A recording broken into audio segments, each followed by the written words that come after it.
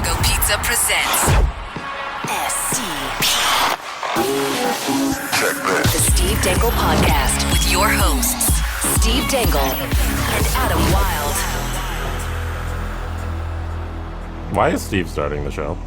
Well, he wanted to do an impression, and now I'm just waiting. An impression of? The best things in life, you wait for something along those lines. All right, fine. When you have to start the show, the wait thing, like you don't. No, that was. I like listening to the intro as it plays out. Can you hear it play out right now? No, I can't. I know, but the listeners can. And Yeah, that's trippy exactly. We don't hear that. It'd That's probably put in be later. over by now. No. This is why I start the show. In case anybody was ever wondering, this is why I normally kick it off. From Luke Vox Jukebox. Babcock on Nylander.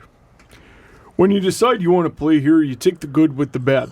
And sometimes the bad is they're pointing out what you're doing. That's what the Country Music Channel is for. And the Hunting Channel. Wild TV 393. It's dialed in. Is Babcock on shrooms? What does that mean, Michael? I would say things just got real with Mike Babcock. Yeah. Kind of like chicken raised without the use of antibiotics. Real delicious, like the Chicken Club pizza from Panago. With Canadian ham and bacon, it's always a great call. You know, it's a bit. You know, I can't even see the crowbar that you shoehorned that in with. That was very good, very good. Adam. Well, I mean, but in all I honesty- like pizza too, man. I just didn't think it needed the transition that you gave it. What do you what are you feeling from Panago these days? I'm back in my I took a break from spicy food. Yeah. I'm back on my spicy kick. Oh man. Chili flakes and everything. Just chili flakes. I like it. Here's the thing. I like to order like a classic sometimes, and then just spice it up. Jesse just threw his chocolate bar wrapper in my coffee. That spiced up your coffee. Thank you, Jesse. You're He welcome. certainly did. You know what I would much rather have? A Panago pizza. You know what Panago has? What's That's that? one of the most underrated things on any menu in the history of time. I'm ready. So if you order you were drinking that candy bar coffee, good for you. It's got the If added you bonus of order smelling like chocolate. the cheesy bread, you can get a side of dips. Yes. One of the dips is literally icing. It Yes. Yeah. Do you remember when we got that? And cheese icing? I don't even care. It's delicious. It's amazing. Oh yeah. No, but you don't have it like as a dessert. Do you use it on like the actual pizza? No, crust? no, you dip your bread in that icing. Oh, okay. Yeah, Okay. it's amazing. It is Anyways, good. cheese icing, love it. Love it. Panago, revolutionary. With good pizza. with regards to Mike Dialed in. With regards to Mike Babcock, though, it seems to be a pretty media-created story that William Nylander. Oh man, he's been so bad. He really hasn't been bad. There's been a lot of near misses, maybe some production issues, maybe the fact that he hasn't really scored at the pace that we're used to seeing him at. But you know, he did miss the first 8 weeks of the season plus training camp. And whose fault is that? You know, I keep hearing people say, well, both of them. Both Yeah, of them. and that's the case. The Leafs didn't begin with a $6.9 million offer. Yeah. That's why we're here. Do you think it was just him? Like, no one was twirling their evil mustache with a damsel tied to the train tracks here. There's no cartoony pre-Red Dead Redemption villain here. It's just a guy who wanted money and a team that didn't feel like paying him that much. That's all it was. It was a contract. Now, you're allowed to critique him. On, I want to say, it was the Subban goal off a face-off. Colby Armstrong had a good breakdown. That's Nylander's guy. Yep. And he sort of stopped. And, I mean, that's why the puck went in. Hutchinson might have had a shot at stopping it had he not been screened. If I put a screen cap in my video, the puck is already behind Hutchinson and he's still staring straight ahead. I know. He had no idea where it was because of the screen in front. Nylander is not without flaws. But I didn't see this energy when Matthews literally caused the Leafs the game against Minnesota. I didn't see this at all. It was just, they lost. Nobody, you know what? Nuts. Matthews is the untouchable right now. Why? And so is Marner. I don't know. Literally, apparently he was in a red practice jersey. Someone tweeted me. Shit, that's great. That's just what they need. Oh boy, I'm sure he's fine. But in all honesty, and Austin will be the first one to admit after a game, even his first game, he was like, I lost my guy, and that's why they lost. That's right? The one thing we don't talk about with the 4-goal game. Every time I remember it, I go, Yeah, but they were also lost. blowing third period leads like it was going out of style back there's- then. I think, in all honesty, I think there's I think there always has been some small bias against William Nylander. No matter what, there always seems to be, it's are they trading him? Are they trading him? They have to trade him. Oh my God, they can't afford him. Now they can't afford him. Oh yeah, but then because of him, they won't be able to afford other people, so they're probably going to have to trade him. And once he gets on his, let's say he's back up to a point a game pace for a certain stretch or something like that, or 0.8 points per game. Mm-hmm. Well, he should. It's what he's getting paid for. It's what he's getting paid for. It's what he gets his money for. I go to work and no one gives me a pat on the back. Shut up. And then meanwhile, this guy makes less than $7 million to do it. Hey, just sign Marner. Just so whatever it takes, whatever he needs, just do it. Like, it's going to be interesting because I have a feeling the Marner contract is going to be Marner jar. Oh, I know. Oh, shoot. I do owe the Marner jar. You're right. Yeah. It's going to be every bit as unpleasant. Oh, okay. So here's what we know. Marner jar, by the way, over $5,000 right now. Last I checked, $5,300. According to Darren Dreger, Marner will not do business until Matthews' deal is done. There apparently was a framework of a 6-year, $8 or $9 million deal that was sort of being worked on, but Marner's camp said no way, too late for that. Then they were talking about that's pretty nice. And then they were talking about a 4-year deal, and Marner's camp is not interested in that. They want 8. Which they should want 8. They should want 8. And then I'm going to read you a little bit of what, and I'm just pulling it open here, where Marner and Matthews stand, according to Pierre LeBrun of The Athletic. He said, one thing I picked up on when I sat down with Leafs GM Kyle Dubas last month was the first mention I can remember of him connecting the trade deadline to the contract talks with Austin Matthews and Mitch Marner. Basically, Dubas suggested it would be helpful to know at some level where those talks are going in terms of knowing what the Leafs can do at the trade deadline in terms of being able to add a contract or two. 100%. Why? Because Dubas, at least when we spoke, didn't fancy adding a rental player. So if he makes a trade, it appears it will be for a player with some term past this season, which is why it would be nice for the Leafs to know, to some degree, how much Marner and Matthews are going to cost next year. But I don't know that Marner's camp is backing down from the idea of waiting until after the season to get the deal done. Agent Darren Ferris reiterated in a text message that on Tuesday, he will not waver on that. Yes, 100%, he said. Mitch wants to concentrate on this season. Which, I mean, is fine. Yeah. But, you don't have 5 minutes? You don't have 10? You have 5 minutes to talk about $10 million. It's only $2 million a minute. No. I'm too busy. I'm focused on the so sport. Focused. I am all the stereotypes. I'm the anti-stereotype of Nylander. When he was undoubtedly somewhere in Europe, just tanning in the sun like all Europeans do in the fall. Skiing in Austria and maybe making a hockey practice. Skiing in the summer sun. Can I ask a very important question about William Nylander? Yes. How do you pronounce his actual last name? Nylander? I think it's Nylander. Alita? No, he's William Andrew Michael Jr. Nylander Altilius. What? That's his actual name, yeah. He has like 8 names. Jesse, this is Wikipedia. I feel like it might be wrong. The only NHL player that actually has like 8 names is Jarome Iginla. Other than that, it's just William Andrew Michael Jr. Nylander. The person's Aslan surname is Nylander Alitilis.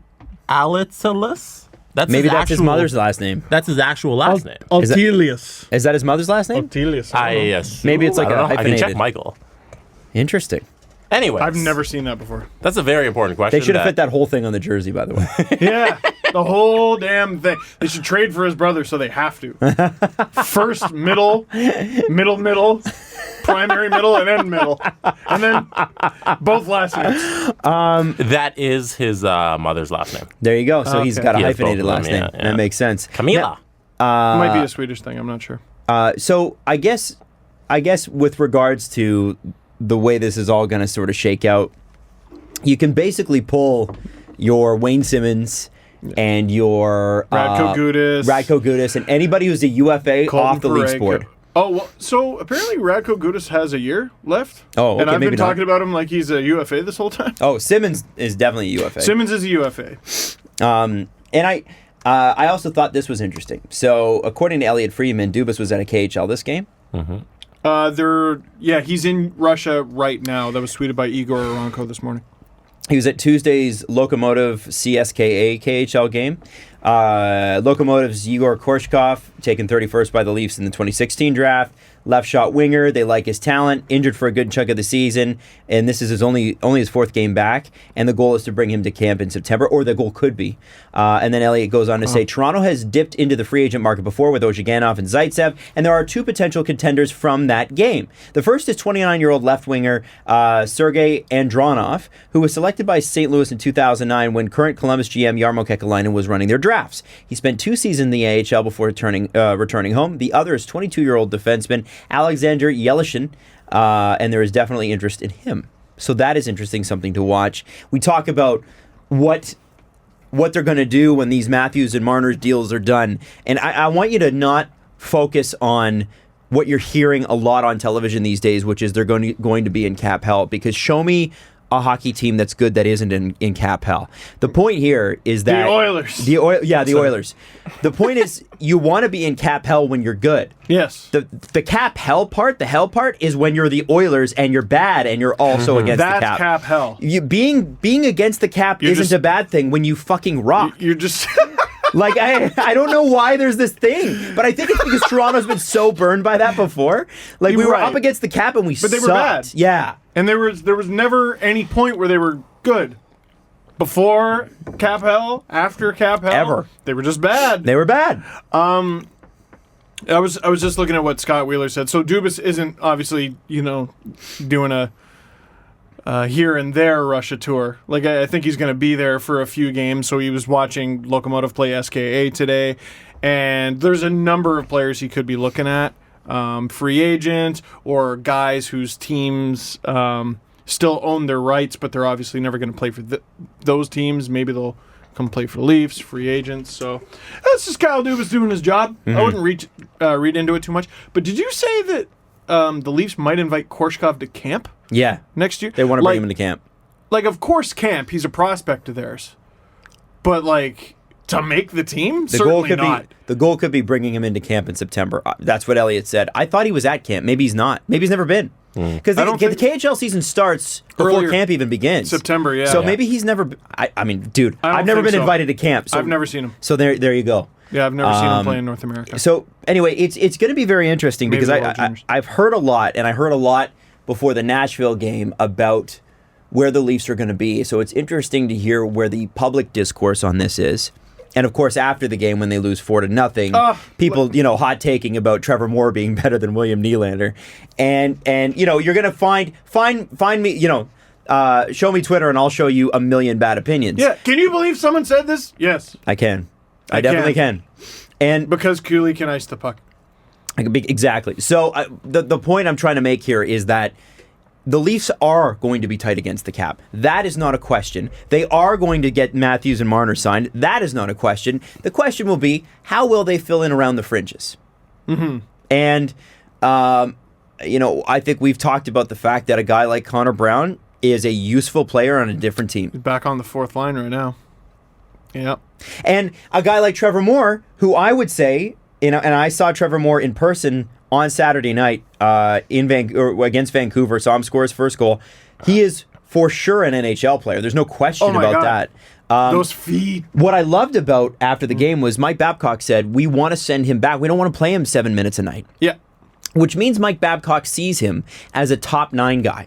And probably a top 9 guy, if there's an injury in the lineup, but also as early as next season. Talk about a late bloomer, eh? Wow, it's unbelievable. He'll be 24 next season. What a story. And I got to tell you, a couple things. College walk-on. Couple takeaways from the Leafs game on Saturday night. First off, Trevor Moore getting his first goal. The Canucks game. Yeah, the round of applause, the standing ovation that he got. You were at that game? Yeah. Oh, what a great game to go to, dude. Pretty incredible to see that. Yeah, I was with I was in the MasterCard suite with my mom's the guy she just married, who I introduced as my father-in-law. And I'm like, wait a second.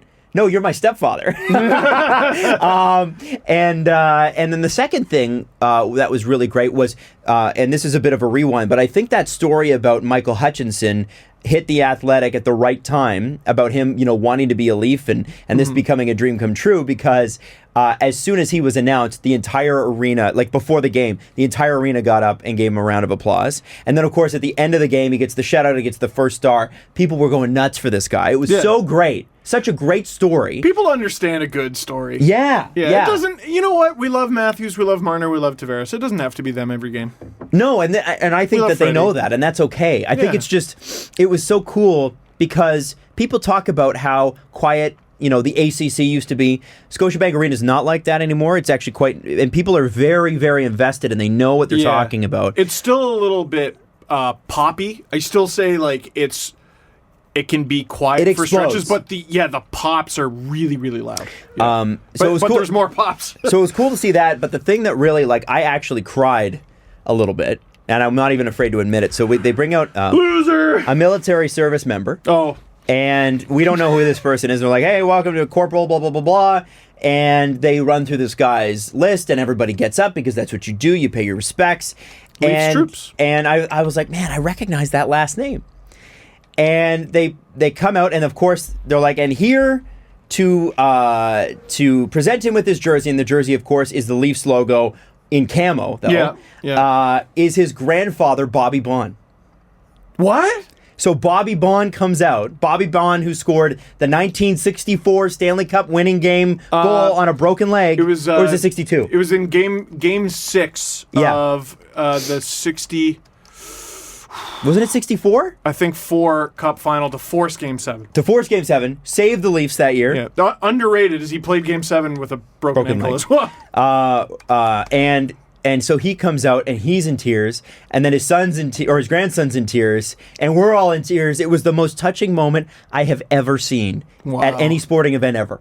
And if you're not from Toronto, Bobby Baun is, a 50 or 60-year-old public figure here, so you probably won't appreciate it in the same way. But you can imagine, as a grandfather, being able to come out and you're a local hero, and you're presenting your grandson with that jersey. Pretty freaking cool, man. Just what a down-to-earth guy. He, I interviewed Bobby Baun. Did I tell you my Bobby Baun story? No, it would have been years ago. So he was at a Boston Pizza in Ajax. And he was doing like a book thing, but I was like, if I could borrow you for 20 minutes. I think I interviewed him for the LeafsNation.com.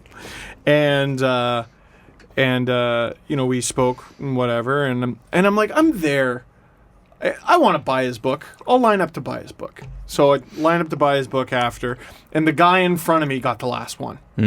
And I'm like, oh, for crying out loud. And he sees me, and we just did this interview together. He's like, oh, did you want one? I'm like, well, it's okay. You ran out. He's like, no, just come to my house. Wow. I'm like, what? And so a few days later, first of all, he just gives you his landline so that you can arrange it. Just like, call my house, and then, hello, Bobby Baun speaking. I'm like, all right. I'm talking to Bobby Baun. Neat. He tells you to just go to his house. I'm driving down the street, and I'm like, which one's his house? Which one's... Oh, it's the one with Bobby Baun washing his van in the driveway. Wow. Oh, my God, man. How have we known each other this long and I don't know this story? It happened a few years ago. I must have told you at some point. But I've probably forgotten more of your stories than I remember. Probably. He invites me into his kitchen, and like his cat sitting on the table. He's like, oh, get over here. And he clears the cat off the table and like signs like a million things. He signed the book, and all those old Leafs just like have pictures of themselves in their house that they signed. So and he addressed it to me and my wife. That's very cool. Yeah, Bobby Baun, man.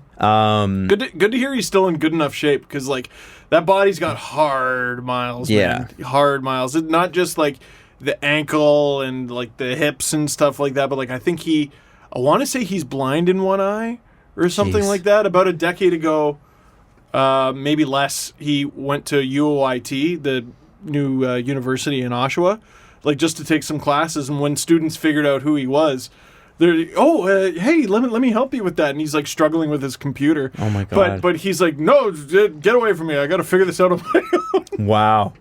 He's just such a regular guy. Well, what's interesting too is like he's at that age where you've been old for 20 years. Like, people have regularly called you old for 20 years, and he's, you know what I mean? Like, I don't mean to be, but like, He's been old forever. You're yeah, right. like there's You're a, right. you know, you're young for the first maybe 20, 25 years of your life, and then you're middle-aged, and then you hit, well, I don't know, 65, 70, maybe 75, and then you're old. And if you make it to 80, 85, 90, 95, you've been think he's old for about 20 90. years. Can you look up how old Bobby Baun is? I think he's about 90. And he was part of the 67 Cup team, although not an integral part of that, and that was a sticking point with him. I read his book, Lowering the Boom. I believe it's still available. He's 82. Well, there you go. 82, okay. It's still pretty old.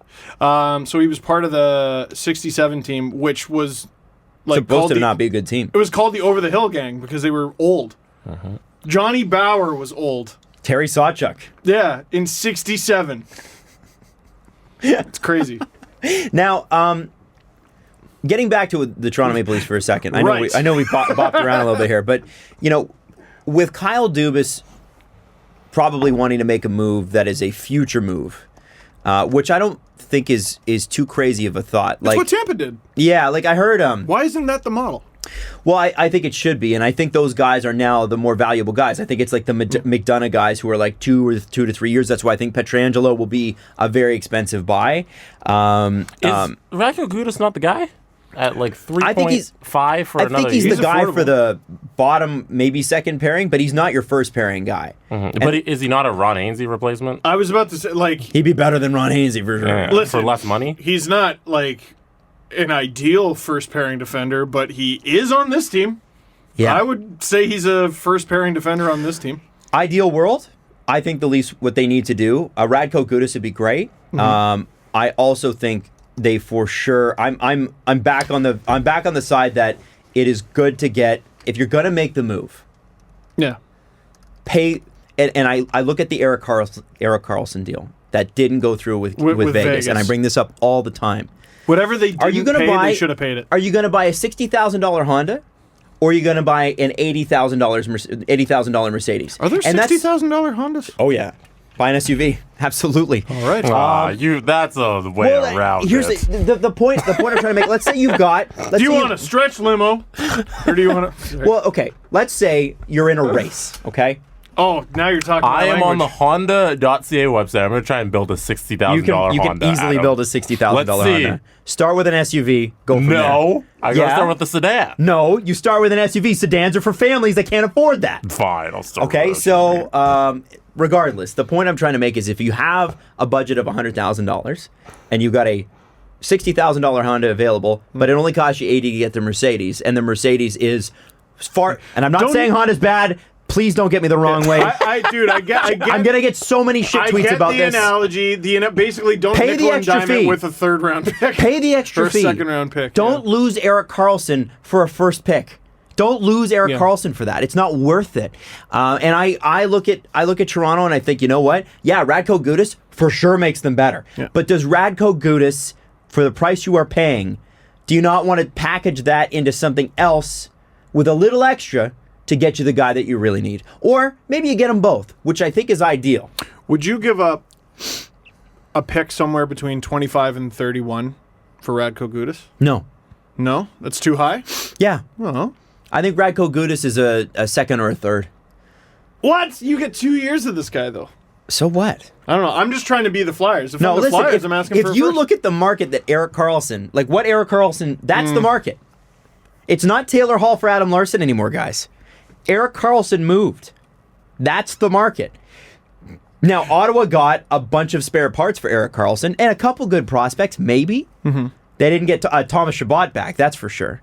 But my point is, if you're going to spend what you can on Radko Gudas, I really feel like if you can find a guy with term, like a Parayko, even a Pietrangelo, but the problem with Pietrangelo is it's this year and next, and I don't think that's the Leafs' plan. No, I think the Leafs' plan is further than that.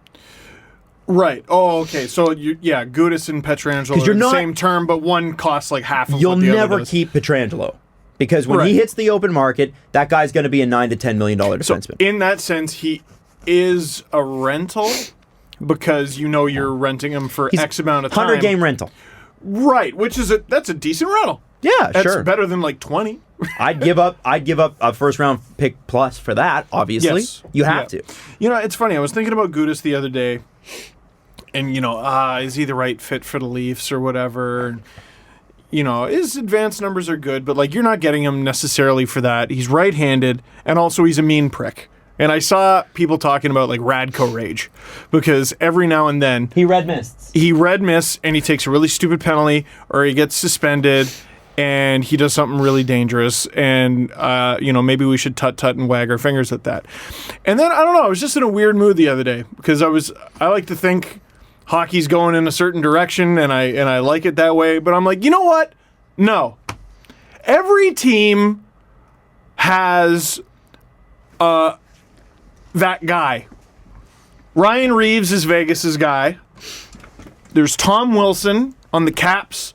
The Bruins have friggin' Marchand. Backus too.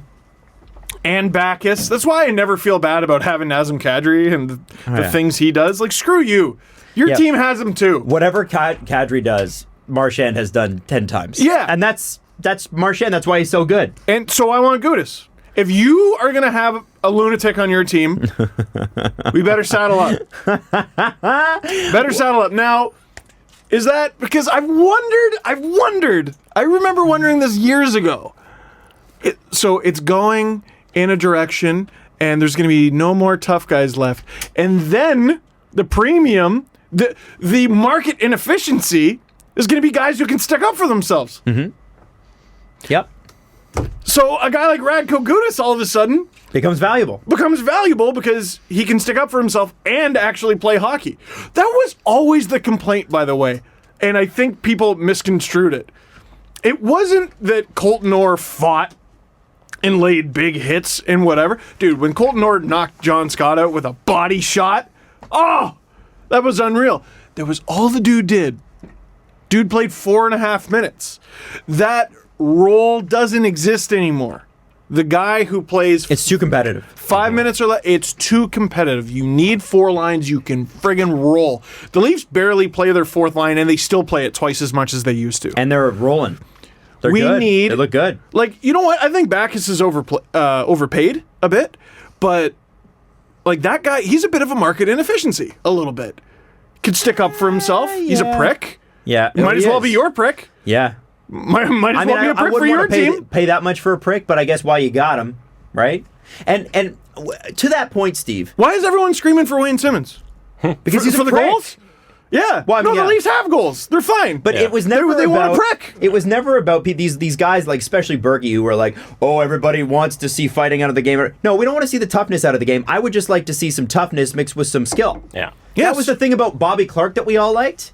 That we got too many people trying to be Bobby Clark without the skill after the 70s. Bobby Clark was a son of a bitch. Yeah. But boy, he willed the Flyers to those cups. And, by the way, scored a pile of points along the way. There's a black and white picture I saw going around of Gordie Howe taking someone into the boards, and I'm pretty sure it was like a cage above the boards instead of glass, and the ref is like jumping up onto the boards to get out of the way. And my only question is, was Gordie Howe suspended for 50 games after this hit? Because it looks like just cleaning the numbers from behind. Like, that's just what it used to be. Yeah, for sure. Everyone had to be able to stick up for themselves. So I don't mind. I don't mind toughness, and I especially against a team like Boston. I like having a guy like Radko Gudas back there. Yes, because he can play hockey. Yes. Absolutely, but I don't think. But is Radko Gudas enough? So if it comes down to, well, he costs us less, then let's say it's for argument's sake here. Let's say it's Pietrangelo because he'd be the number 1 guy, I would think, right? He's the McDonough of this deadline. It looks like probably right. Probably. So you got Pietrangelo and then you got Gudas. You pay less for Gudas, but is the 20% more that you're paying for Pietrangelo or the 30% more that you're paying for Pietrangelo not worth it? And that's my argument. Yeah. I don't know. That's what I would say. You're going to pay 70% of Pietrangelo for Gudas. Why wouldn't you just pay the extra 30 and get Pietrangelo? Problem is, I don't know if the Leafs can bring in a $6 million player. They can. Yeah. Well, I mean, yes. Especially, actually, no. I'm contradicting myself from previous episodes. You can afford anything as long as you make other moves. Mm-hmm. Well, they can this year. Right. And then next year, you've got Hainsey and Gardner going off the book. So there you go. You can always trade Zaitsev. Yes. You can always trade. Hey, if you get this guy, it makes Zaitsev all that more expendable. Chances are Zaitsev's going the other way, by the way. Oh, my God. This is why I love getting Gudas so much, because he fills like a few needs. Right-handed defenseman, so he makes you better there, and he's a prick. I think the importance of him being a good right-handed defenseman is far outweighs the prick. Yes, because if he just makes the Maple Leafs better, I think they can beat Boston without having to deal with the nonsense. You know, well, it's playoff hockey. Look, here's what I'd ask you: if Radko Gudas wasn't a prick, let's say Radko Gudas was him, they should still get without him. the mean streak. They should still get him. He still makes them better. Yes. Is he still the best right-handed shot on the team? Yeah. Okay. And It's that's an cool. upgrade. But that's no matter what, what it is. That's what I want. Yeah. That's what I'm looking for. Okay. It's not. It's and so Berkey was on 590 today on Sportsnet talking about they don't play heavy enough. That's going to be a problem. I don't know. That depends on the team, really. Well, But I have been unnerved a little bit by like some of their play recently. Like teams are. The Leafs get roughed up some nights and win anyway. But like Minnesota played them really tough. I know Columbus always likes to play them really tough, except for the last time where they just let the Leafs win for some weird reason. yeah, Who else played them really tough? You know what? I think the Leafs are better than the Islanders, but I don't envy whoever gets to play the Islanders in the playoffs if the Islanders make it. oh, they're going to be tough. 4 to 7 games. It's a slightly different sport. You know what I mean? When it What you got, Jesse? Adam Wild, hits the post. Yeah, buddy. I have an update for you. What do you got? Would you rather have a 2019 Honda Pilot Oh man. with all of the warranty and all of the packages Uh-huh. that you can choose that comes up to a round number of $71,000? That's a lot of money for a Honda Pilot, but they are great cars. Or a Mercedes baseline GLE Coupe that starts at $82,000. Well, I'm going to be a dad, so my default is SUV. But that's also an SUV. Oh, is the GLE? I don't know because Mercedes speaks in code. Yes. So they won't actually use a name. It's just like GLEXYZ.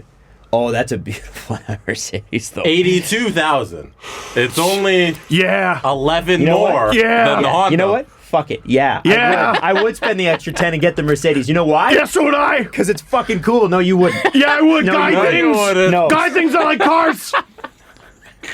I love cars. Also, when Sorry, you I've live just never been able to get into cars. when you live in downtown Toronto, it doesn't make sense to have an expensive No. car because No. I don't think I've driven my car in a couple weeks, like since the Christmas holidays, because I just Uber everywhere. There's no because if you have to drive somewhere, you have to park. And I got to park, and then that sucks. I love pulling up to like a $200,000 car when I'm in bumper to bumper traffic. I'm just like, you're an idiot. Well, I mean, you look great while being an idiot. No, Not an idiot. I mean, no. I'm sure they're smart. Is They he were an able to idiot? afford a See, here's the thing. $200,000 car. At $80,000, he might be an idiot. At $200,000, he's a connoisseur. Wow. There's the difference. You're an idiot if you pay $50 for a bottle of wine. So what but you're if you pay $250, you're a connoisseur. So the Leafs should be a Alex Pietrangelo connoisseur. Yes, that's what I'm saying. If you're gonna do it, fucking do it. Don't sit on the line. And I doesn't mean that Radko Gudas. That doesn't mean I don't want a guy like Radko Gudas. I don't think. Why not Gudas- both? Why not both? Petra Gudas 2019. Yo, can you? That's a great. Radulangelo. I want it. Petro Gudas is. That sounds like a city in Russia. Oh, yes, the Petro Gudas Knights of the KHL. It's the 43rd team. We don't have any money, but after we whatever. contracted from 57. Oh my god. Sucks. That's really bad. It's not good. Another guy that's come up that's interesting. Now he's in the same spot as Pietrangelo. I believe he's up after this season. Not getting much play. Mikko and, Rantanen. And Elliot Friedman Available for trade. Elliot Friedman has for the last few weeks said this guy's probably in play, this guy's probably in play, which is shocking.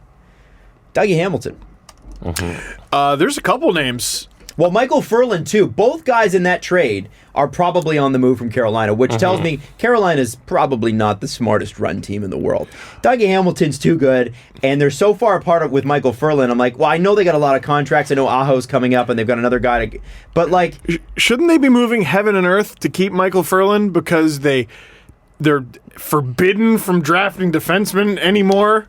True. Because they need a forward so badly, and then they're going to lose one of their acquisitions from the summer that was actually a good one. Well, they're saying they were too right side heavy. See, here's the thing. If I'm Carolina, I look at this and I go, okay. So are the Leafs. It works. We're too right side heavy. Fine. We need a scoring player. Fine. Who's the best right-handed defenseman on my team? Dougie Hamilton.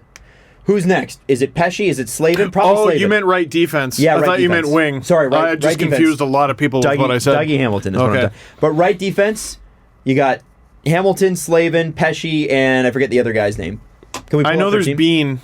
Is it Jake Bean? So if you think, and then Adam Hayden Fox, Fleury? I believe you got Adam Fox as well from the Flames. Yeah. In that deal. Yeah. So that's a guy that could be coming I don't even up. know if he's played. Fine. Yeah. Who's the guy? Let's say it's Slavin, Pesce, and Hamilton. The guy I'm dealing is Pesce. I mean, they also got Greg McKegg, who shores up their offense. I'm being facetious. I know. I don't think Greg McKegg is solving their problem. Also, is Greg McKegg even a defenseman? No. No, I didn't think so. No, he's the offense they sorely need. 2 goals in 3 games. The point I'm trying to make here is, why would you trade? I mean, I know they haven't played him much. He's playing like 16 minutes a game, and their first power play sucks, and then whenever he gets on it, they seem to score. Woo, weird. Because their owner is playing Army Mans. Like, he's literally just playing Army Mans in the sandbox and just having funsies. Like, I wish he would let the people he pays to do hockey stuff do hockey stuff. Well, he doesn't pay them well anyway. So. He's also... they've mismanaged the cap situation on their defense there. I'm just going to run down the list of the contracts on the defense. That's interesting, because they have some good contracts, It's $5 million, $5 million, $4 million, $4 million, $4 million, $2 million. That's not good. Pesce? Well, but who that? are the players? Hamilton, 5. Slavin, 5. Justin Falk, 4. Oh, Justin Falk! Calvin DeHaan, 4. Pesce, 4. TVR, 2. Like, I don't know if there's a bad contract among them. It's just, like, Carolina clearly has a strength, and it's that. And why don't they just keep it at that? But can you make it that? Should you be stacking your contracts just $4 million down the line, all 6 guys? Like, you shouldn't. I feel with the skill level those guys are at, though, they're brilliant contracts. They really are. If you look at all the teams that have been successful, it's been paying the high end guys really high end monies and then filling all the other slots. True. Because if you're paying a bunch of just like at the top end of good, then you're just going to be that kind of middling area. Right. Because you can't play all of them all the time. Yeah. And that makes sense. And that's a good point. So what I would say for Carolina is that strength is so strong that they actually have guys in the minors as well who are coming up. And they could deal some of those guys. Yes. Yeah. That's why they can afford to do it. So, but if on that list, Dougie Hamilton's the last guy. Dougie Hamilton's the closest to elite defenseman I have. I'm keeping Dougie Hamilton. If he hits free agency, like, that guy's worth at least 7. Easy. At least 7. If Jake Gardner's going to get 7. You give Dougie Hamilton 7. I'm not convinced of that anymore. I'm not either. I think Gardner's spending a lot of money this season. I think Jake Gardner's a phenomenal defenseman. That's why they put him with Zaitsev. It's an inside job. Jake Gardner was an inside job. So was Nikita Zaitsev. It's the opposite of showcasing a player to trade him. Yeah. So the dump and dump. The dump and dump. Jake Gardner's being dump and dumped? Yes. I like it. That's exactly what Carolina did to Skinner, actually. Wow. Yeah. Wow. That is, well, except they actually dumped him. So what would this be? The dump and keep? The dump and chase. You think they're going to... Dump and chase. Yeah, you're trying to chase him on a new deal. I think they want to. They want to, but I don't can. know that they can. They want to. There's so many things, like, just bubbling just under the surface. Like, Callie Rosen's going to play for the Toronto Maple Leafs this year. I want to know when and in what scenario. Saw an article today in The Athletic on Justin Hall and how frustrated he is, not playing. And oh, so now he's frustrated? Well, no, like 10 games ago, he was totally cool. Well, he said, like, it's part of the game. You're competitive. You're frustrated. Right. But the point is, whenever Justin Hall's come in, for whatever he looked like last year, don't tell me that he's looked good this year. No, but, like, of course he hasn't looked good. He hasn't played. Right. I don't know. Like, how are you...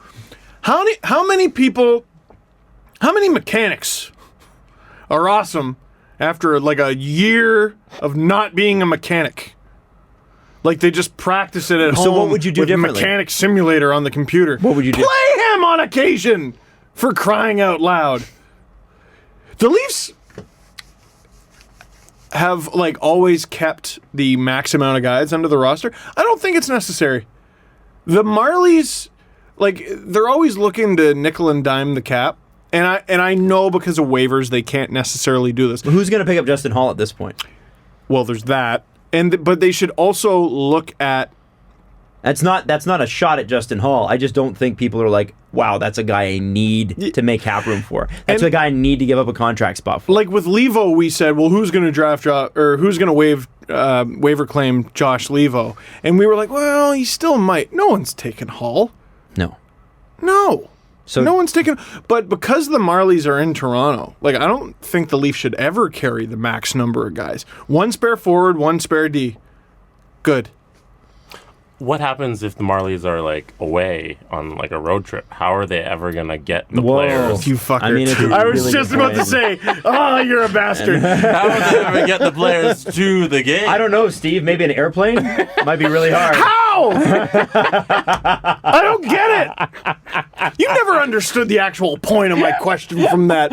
Planes still take time. They can't just friggin' apparate Dumbledore shit I don't know, and just Steve. arrive there instantly. I think it's Destination, determination, deliberation, or whatever the hell. I don't know. I'm Ronald Weasley. I would splinch. Harry Potter, Jesse! all right. You got me the one. By the way, that has scared the shit out of me several times. That one. The Harry Potter one? Well, because at night there's like this basket that we put things in like shortly before we go to bed, and it's in the basket. So a couple times I've put something in, and it's dark in the room, and I've heard, and I'm like, oh shit! I'm being attacked by Voldemort. Sorry, he who must not be named. The name is For anybody Taboo. that doesn't know, I got Steve a Harry Potter watch for Christmas. For everyone who doesn't know, you're a dick because you gave me that gift on the show. Does anyone Why not don't know you that? listen to every show? I assume not everybody listens. Do you listen to other podcasts? What the what? What? Smarten up. Smart up! You don't listen to other podcasts, not on my watch! I've been faithful to you! Is that a Rolex watch? Smart up! What's that from? I don't know. Just thought you might He be a fancy man. was just Lil Wayneing you, man. He's just moving, you know, Trying to taking move in the conversation. Oh, I don't know. okay. Thought I'd throw it. You said not on my watch, so I No, thought maybe it's a Rolex. You said not on Oh. my watch. Anyways. Adam, what's next? Can we talk about how Dallas is now squarely in a playoff spot? Jim! Wow, as opposed to before. When they were squarely in a playoff spot. One of the best goaltending performances in franchise history. Jim Lights, you goddamn genius. So Dallas. I'm looking up a tweet. If Go Dallas ahead. were to lose the next 3 games, they would still probably be in a playoff spot. They got 50 points. The next closest to them is Minnesota's in the Pacific. Anaheim. Like it's not even fair. They're gonna make the playoffs. Oh yeah, Colorado actually is the next closest team. My bad, 48 points, and then Minnesota after that with 45. But like, Apparently, with a win last night, Edmonton could have moved to within 1. they're within 2 right now. What? We got to talk about Edmonton in a second, but you know, I was thinking a little bit more about that Jim Light situation. Okay. And tell me if I'm crazy here. Okay. Do you think that there were internal meetings there that they had sat down maybe with Jamie Benn and Tyler Seguin? No. You don't think so, eh? No. You think it really came out of nowhere? Because I thought maybe under those circumstances I can understand the frustration. I still don't agree with the method. I've had bosses that are exasperated with me before. It happens. And you have meetings and meetings and meetings, and for whatever reason, the thing that they're mad about doesn't change, and you gotta, I perform for a living. That's what you have to do. Sometimes in performance industries, it's hard to break a bad habit, right? Yeah. So I can understand the frustration if maybe that was the point, but I guess that never happened, eh?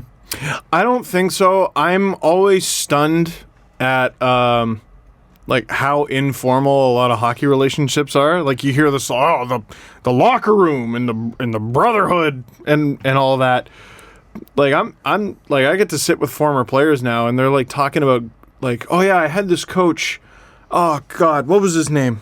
And I'm like, you forget what? Yeah. Like I was your coach, but like I guess they just have so much other stuff going on. Like I It's don't like think Babs. He didn't even know Michael Hutchinson's first name. Yeah, I knew Michael Hutchinson's first name. like how don't you accidentally stumble upon? Didn't you read the board?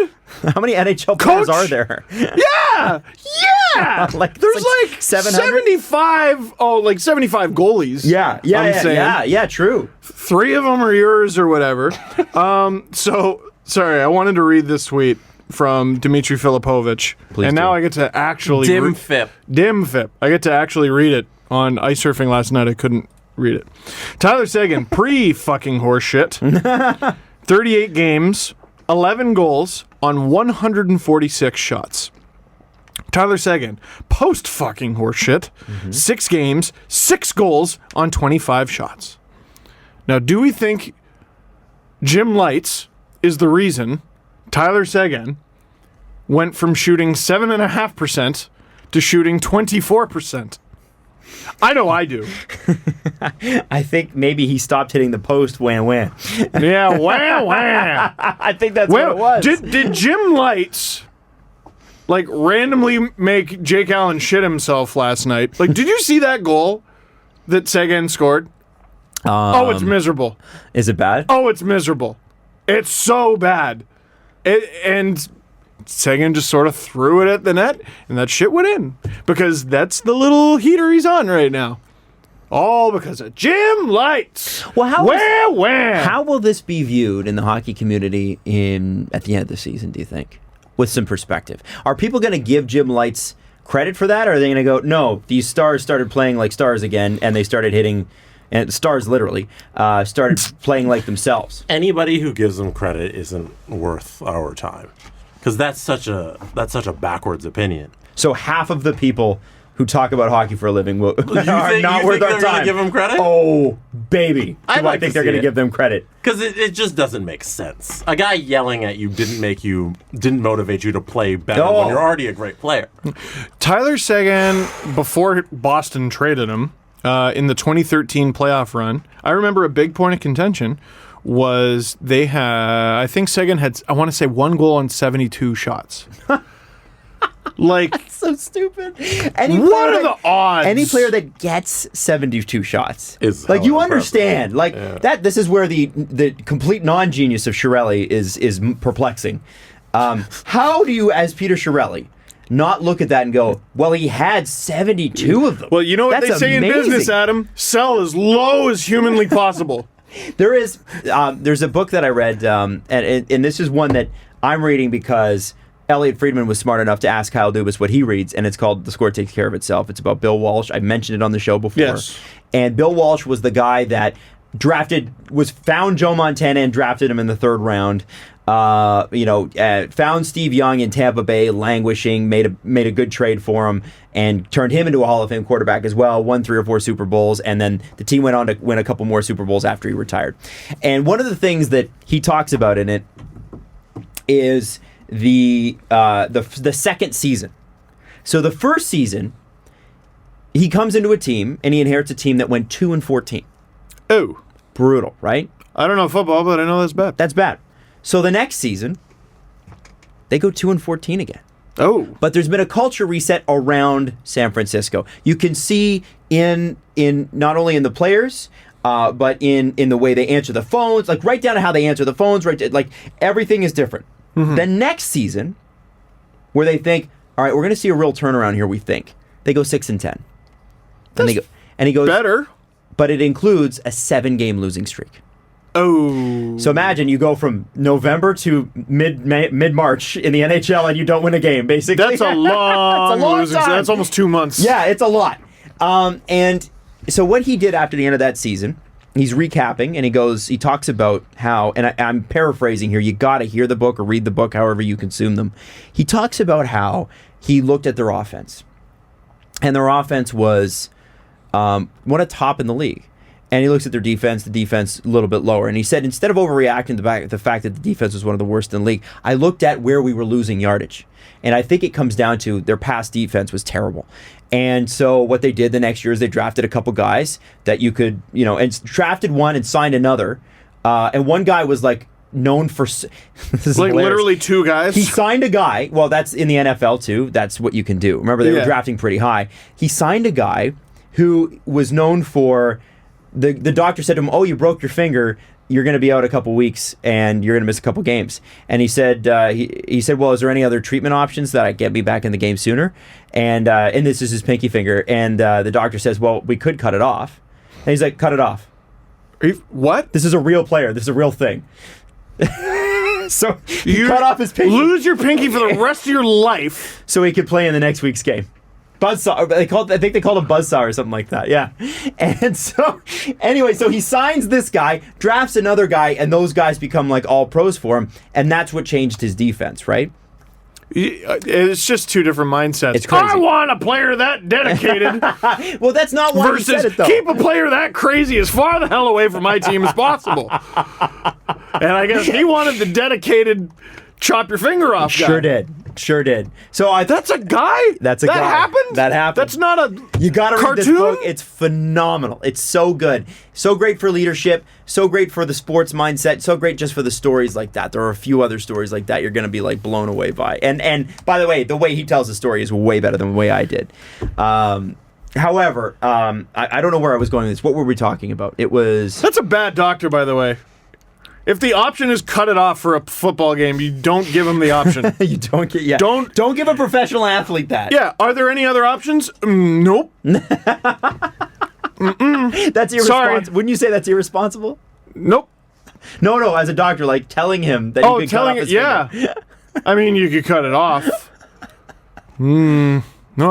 No, that's a no. Anyway. Nope. Back to Carolina. I think that Carolina hasn't looked at their team that way. I don't know if their ownership's read that book, and maybe they should. Dougie Hamilton's not the guy, even though I know Friedge is saying he's in play, which to me usually means he's in play. Hey, you know what? Screw that, Adam. Panic move, and panic move, followed by panic move. Here's another panic move for you. Here's a little bit of panic move. We're never going to panic move this at the draft until we panic move that. Like, I just don't they're playing Army Mans. It's amazing. It wasn't just that. It was Dallas. That's where we were at. Oh, right. Dallas. I was like, wait, why are we back on Carolina? Okay, fine. Yeah, I was going to say something about Carolina. But it's Dallas, right? It's also, they've used... I feel like we didn't mention this enough the last time we talked about them. They've used a dozen defenders. Yeah. A dozen. That's insane. Connor Carrick was like not even a for sure in the lineup every night guy. And then he got hurt, and it got to the point where they were like, please, for the love of God, can Connor Carrick come back? And Roman Polak's on their like second pair. And he was never supposed to play on their second pair. Nope. And play without a glove and helmet. Did you see that picture? Yes, I did. Amazing. So good. Like, and they're still in this position and still have one of the best save percentages in the NHL. Speaking of using a lot of guys, do you know the Flyers are one goalie away from setting the record for most goalies used in a season? Poor Mike McKenna, man. Oh, man. I watched that last night, and... Cool pads, though. I gotta use the bathroom. I'll be right back. You guys keep going. Cool pads, but poor guy. So, Jesse, did you watch ice surfing? Of course you did. I did. Definitely. I have ice surfing on 24/7. Even when it's not on, I have ice surfing on. Because all I do is surf the ice. That's great, man. So, I came up with a little stat. So, Mike McKenna has been a part of 8 NHL teams. Okay. And I included the Canucks, even though he never played for them. I don't even know if he got a jersey. I don't even know if he made his way to Vancouver. I don't think he did. No. That'd be a lot of time on a plane. He may have spent more time on a plane than he has in the net. Actually, that's almost certain. Yes. Flights are long. Anyway, Go ahead. 8 NHL teams, 1 ECHL team in his career, 12 AHL teams. Wow. And that includes at least 1 team, maybe 2 or 3, where he's been with them more than once. So you're counting those? No, I'm not counting don't those count as the extra. repeats. Yeah. So really, he's changed teams like, what, 24 times? Yeah, which is insane. It's just crazy. So, but that's the life some of these guys lead, man. Do you feel compassion for his wife and children? Yes, I do. Well, and what's crazy is like he's not done. Yeah. He's not done this He was season. 35. So he's still got a little bit on him, though, depending on how he does here with the Flyers. I feel like the problem with Mike McKenna is probably he started the season with the Sens, and I just don't know if the guy's an NHL goalie. Like, he shouldn't be where he is right now. But the Sens had a need, and the Flyers have a need, and like probably what's best for like his stability is he gets sent down and just stays in the minors. Yeah. But Flyers are going to put him back on waivers, I assume, probably in a couple weeks whenever someone gets healthy. And the Leafs are going to claim him. And the Leafs are going to claim him. He probably wouldn't mind that because at least he'd be back in Ontario. Mm-hmm. You know, but close to his wife and kids. Close to his wife and kids. Yes, Jesse Blake. He is. Can I bring up something? Because I'm going to forget this, and this is completely not hockey related. Oh. I've gotten this several times. I'm a little mad about it, but I guess it's sort of on brand for me. People love, of the members of this show, when I'm wrong, people love it the best, right? We know that. That's sort of something that people revel in. My favorite is going on Reddit. Adam was wrong about this, and I'm like, I said that too. Or you said it, and I got the blame for it. I said that, and that's often the case. Well, I don't know. I don't think we sounded like Jesse, and yet here we are. Here I am reading about your take.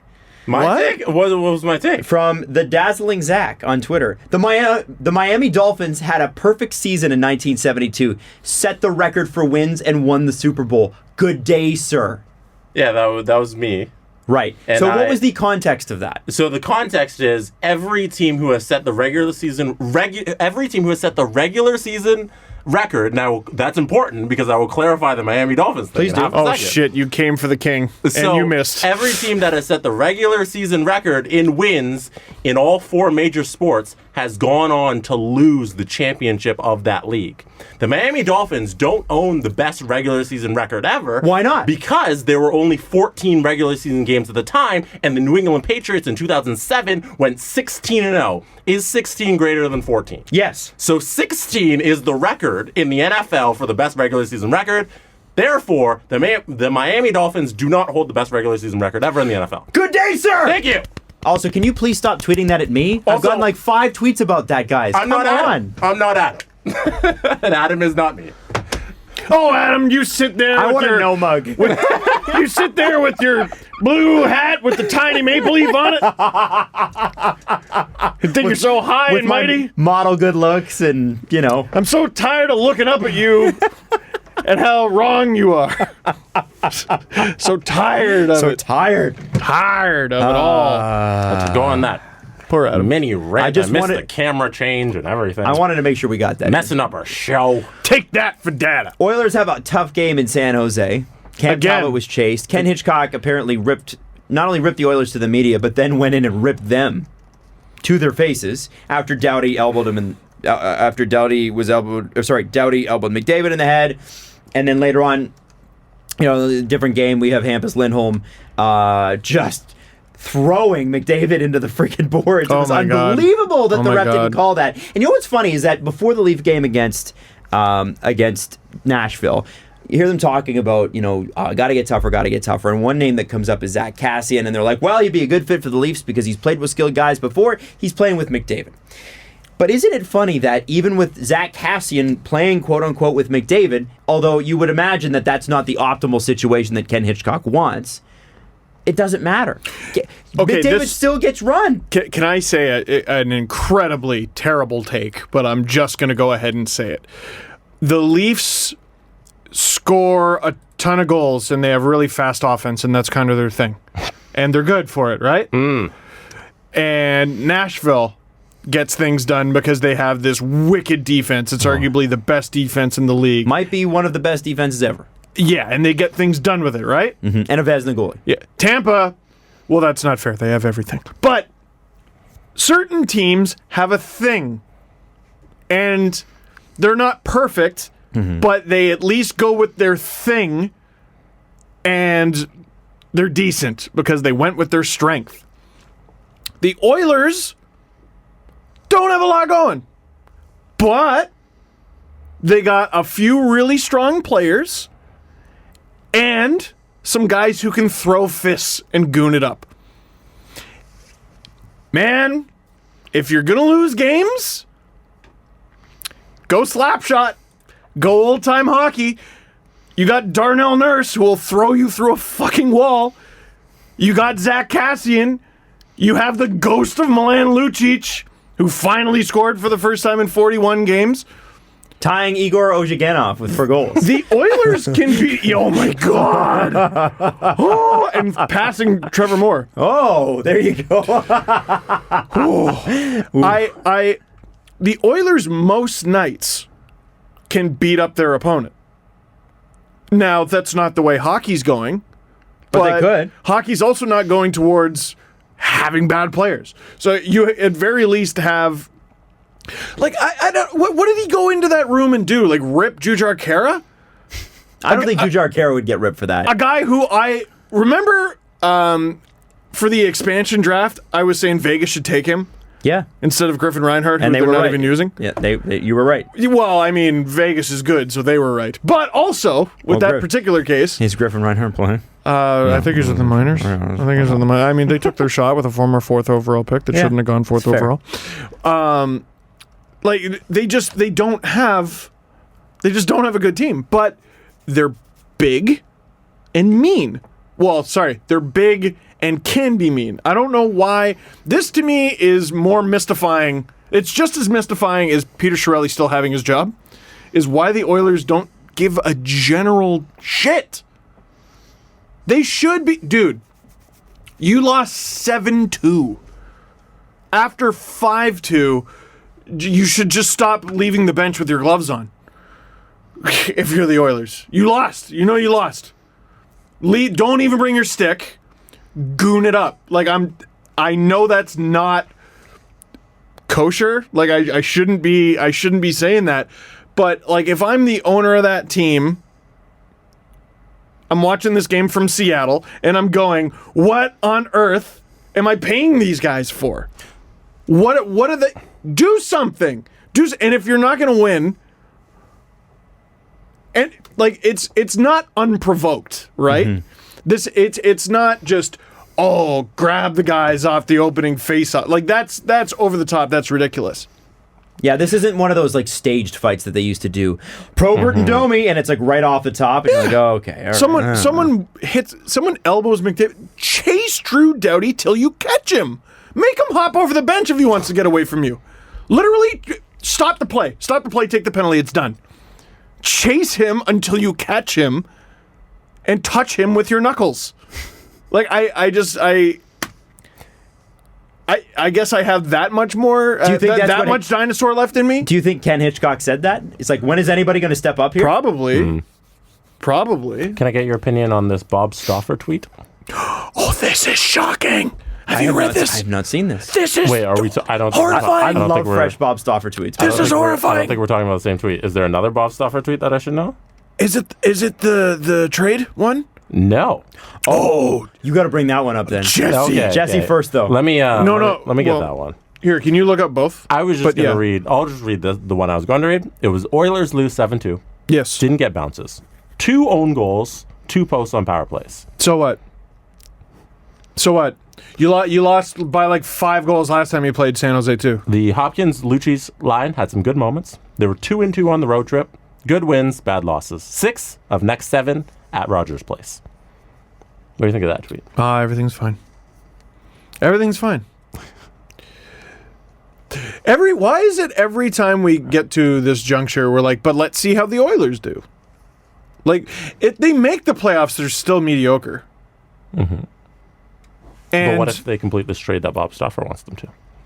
Oh. So let's see the trade Have you that found Bob it? Stauffer wants. Bobby Stauffer. Oh, yeah. That's what it is. He says, yeah. Read it, Jesse. Read it loud for the whole room. In my opinion, or IMO. In my view, as bad as the Oilers have been, that's how as bad they've been so far. That's how as good they are now. Thank you, Tim McGovern. It's my favorite. In my opinion, the Edmonton Oilers must be exhaustive in their efforts to improve scoring depth up front. Agreed. Yep. Fair. Got you, Bob. What do you have in mind? And, he continues, should be prepared to move their 2019 number one, if necessary, to acquire a legit top 6 forward with her. What is in the water? Are you on How many drugs were just legalized? I thought it was only one. Are you serious? If I'm the Leafs, I'd take Chris Russell's bad contract if I can take that first pick. I'll take it. Oh, yeah. Baby. You should be fired on the spot if you're not calling Peter Chiarelli every day. You should be fired on the spot. You're a useless GM if you're not calling Peter Chiarelli every day. It's just a carnival. I sent a tweet last night. When Peter Chiarelli is fired tomorrow morning, which he wasn't, by the way, which former Oilers GM is going to replace him? Because you know that's what's going to happen, by the way. Because there has to be an interim. Craig McTavish. He hasn't had enough A lot of swings. Oilers fans were saying Kevin Lowe. Oh, because no, they're not. Well, your interim 9 times out of 10 is a guy who's already within the organization. Paul Coffey. And what do they have other than it's just a graveyard of GMs they've fired. All of the former Oilers, just all of them are Should the GM. Wayne Gretzky be the next GM of the Edmonton Why Oilers? not? Yes. Why not? Yes. The articles, the takes, it'll be amazing. Why not? Please, Wayne. Mentor to Sign Connor up. McDavid. Oh, The him and great Gerald- one to the great two. By the way, the only I have the perfect candidate. The only answer is Ryan Smith. You're right. Good one. The Oilers' Captain Canada. next GM, and I say this based on nothing. No, it's not will be Captain Canada. Ryan Smith. No, yeah, they called him Captain. Ah, Canada. I got that right? They did, Oh, yeah. thank you. Here's the thing. The Oilers, and this is a really good point. Elliot Friedman had this in Trade your 31 Thoughts today. first. Elliot had a Sorry, real I can't good get start. over that. You'd think the Oilers were 50 points out of a playoff spot the way things are going in Edmonton, but it's only 2 as we wake up on Wednesday. They might get in, rendering this debate moot. But if they don't, and this is about the Hart Trophy, we have to reconsider the wisdom of punishing McDavid for things that are not his fault. Entering last weekend, he had 28 points in 15 games, a life jacket wearing 97, keeping the Oilers afloat. Yeah. This is the argument that was made against him to give Taylor Hall the Hart last year. I still like the idea of giving Hall the Hart, Oh yeah, I'm not taking that away from Taylor Hart. but Taylor Hall. but McDavid not even getting on the ballot, like not even being nominated, that's a bit ridiculous. And then winning the Lindsay. And then Because his yeah, peers think he's the best player because he is. dude, like who was nominated? McKinnon, who was Probably Crosby. otherworldly. If it's not McKinnon, Crosby, Ovechkin, no, I think it was. McDavid. No, for the Hart last I year. want to say it was Hall, McKinnon, I'm talking about Kopitar. Lindsay. I'm talking about Lindsay, but Hall, yeah. Hall Oh. McKinnon, and Kopitar last year with the Hart. I don't have a problem with Hall winning it. The fact that McDavid wasn't even nominated is a bit ridiculous. Oh, just a bit. Oh, just a bit. Very NHL ridiculous. And no, but I argued for it anyway. That's And a tough it just one. shows that the writers and the players don't think the same. No, and that's fine. Yeah. Like I don't know. I feel like it's a little bit more interesting this way. You know, more names are in the conversation. But if we're talking about right and wrong, I think it's a little wrong that McDavid wasn't on it last year, and that is he going to be on it this year? I don't think he's even going to be on it. The Hart? He's going to better receive be. fewer votes this year than last. He better be on it. Otherwise, Dude, the way scrap things the are award. going, he will get fewer votes this year than last. But can you now? And I know that that's what will happen. Yeah. But can you, Steve Dangle, look at any other player and go, he's more valuable He's to his better. team than Connor McDavid? Nope. Because the difference is MVP is most valuable to his team. Ted Lindsay is best player according to the players. Bit of a difference, and that's important. I think both of those are hands down Connor McDavid. I don't really even care what the award says. It's still Connor McDavid. I can't tell you how many times I've seen the Oilers get their asses kicked and like turn the game off partway through or gotten in the car or whatever, only to discover that at the end of the game, McDavid did something crazy and the Oilers won. Like, their wins are hard to come by this year, and 90% of them are almost strictly because of him. The only argument I would make is if Tampa continues being so dominant and then Kucherov still leads the league in points by like 10 plus points, then I'd probably give it to Kucherov. he's pretty absurd. The best player on a team that's far and away the best team. And isn't it funny, outside of Tampa, the lack of coverage Tampa gets because everybody just sort of expects this? This is like, this is their brand. Oh, you're amazing? Well, no, there's no story there. Well, and people like a story.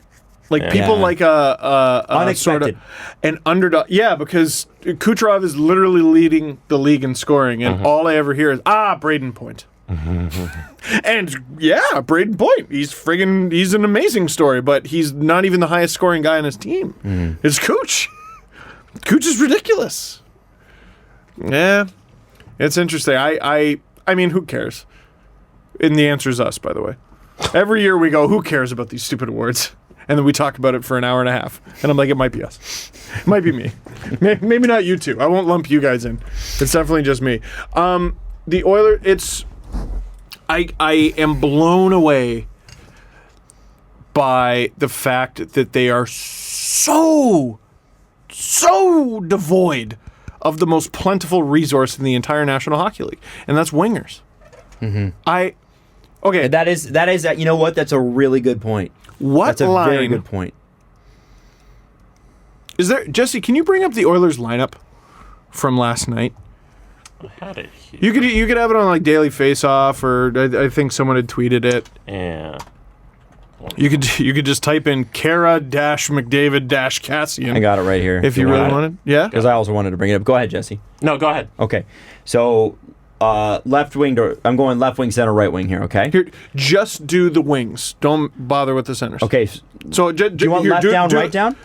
Left down, right down. Yep. Okay, so Jujhar Khaira line 1, Milan Lucic line 2, Tobias Reeder line 3, Ryan Spooner line 4, and Ryan Spooner because you have to. And then your right wing is Zach Kassian. So Connor McDavid is playing Jujhar Khaira and Zach Kassian. So Zach Kassian, Jesse Puljujarvi, Alex Chason, and Ty Rattie.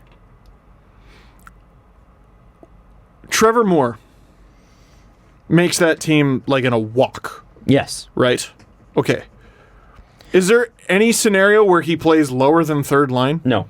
On that team? No. That guy's a call-up. Can you do it the other way? How many of these wingers wouldn't crack the Leafs lineup? I don't even know if Puljujarvi would, because they'd probably look at him and go, he's not ready yet, put him in the AHL. Yeah, okay. So And that's not a strike against him. I think he needs more time to develop, the poor guy.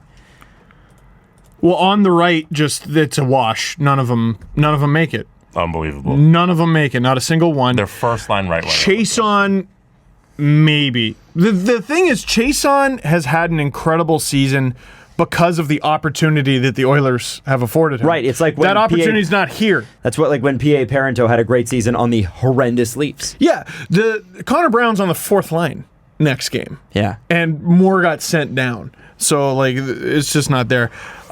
So, who's the Leafs' left wing depth? I'm trying to remember. They got Marlowe. They got Hyman in no particular order. Marlowe, Hyman, Janssen. Willie.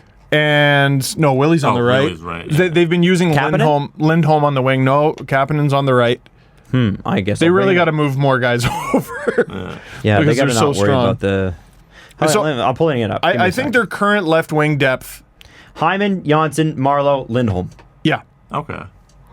So I'm looking at Kara. Does he displace any of them? I don't think so. Lucic, no. Reeder, maybe. You wouldn't put Lucic in the lineup? No. Where? For what? Fourth line, left No. wing? For what? For fun. Is the Oilers really need to? Toughness. I think Jesse Truculent. does this on his NHL so he can just fucking light people up. Like, Yeah. That's for You guys sure what just don't happens. like lighting people up occasionally? And Spooner. So okay. The answer for how many Oilers wingers make the Leafs is maybe 2 out of 8 Wingers. wingers. That's banana. Like, how many? I saw something the other day. It was, I want to say it was like, to be in the Oilers' top 5 goal scoring forwards, you needed 5 goals. Is that like? Can you look that up? Sure. Can you go to the Oilers website? Well, I Because don't know they'll if you only saw- have guys who are currently on the team. I don't know if you saw on the Athletic, Low Tide did his report card for the Oilers. Didn't you give him an F? Yeah, he said it starts with, he's like, we have fun with the letter F. And literally, basically, everybody on the roster gets an F except for Draisaitl and McDavid. Oh my goodness. It's bad. So Jesse has goals here. For forwards, it's 24, 23, Well, no. 14, Here, and names 4. though. So McDavid 24, Draisaitl 23, Chason incredible season for a guy making league min, 17 goals. By the way, 17 goals, 4 assists. Nugent Hopkins 14.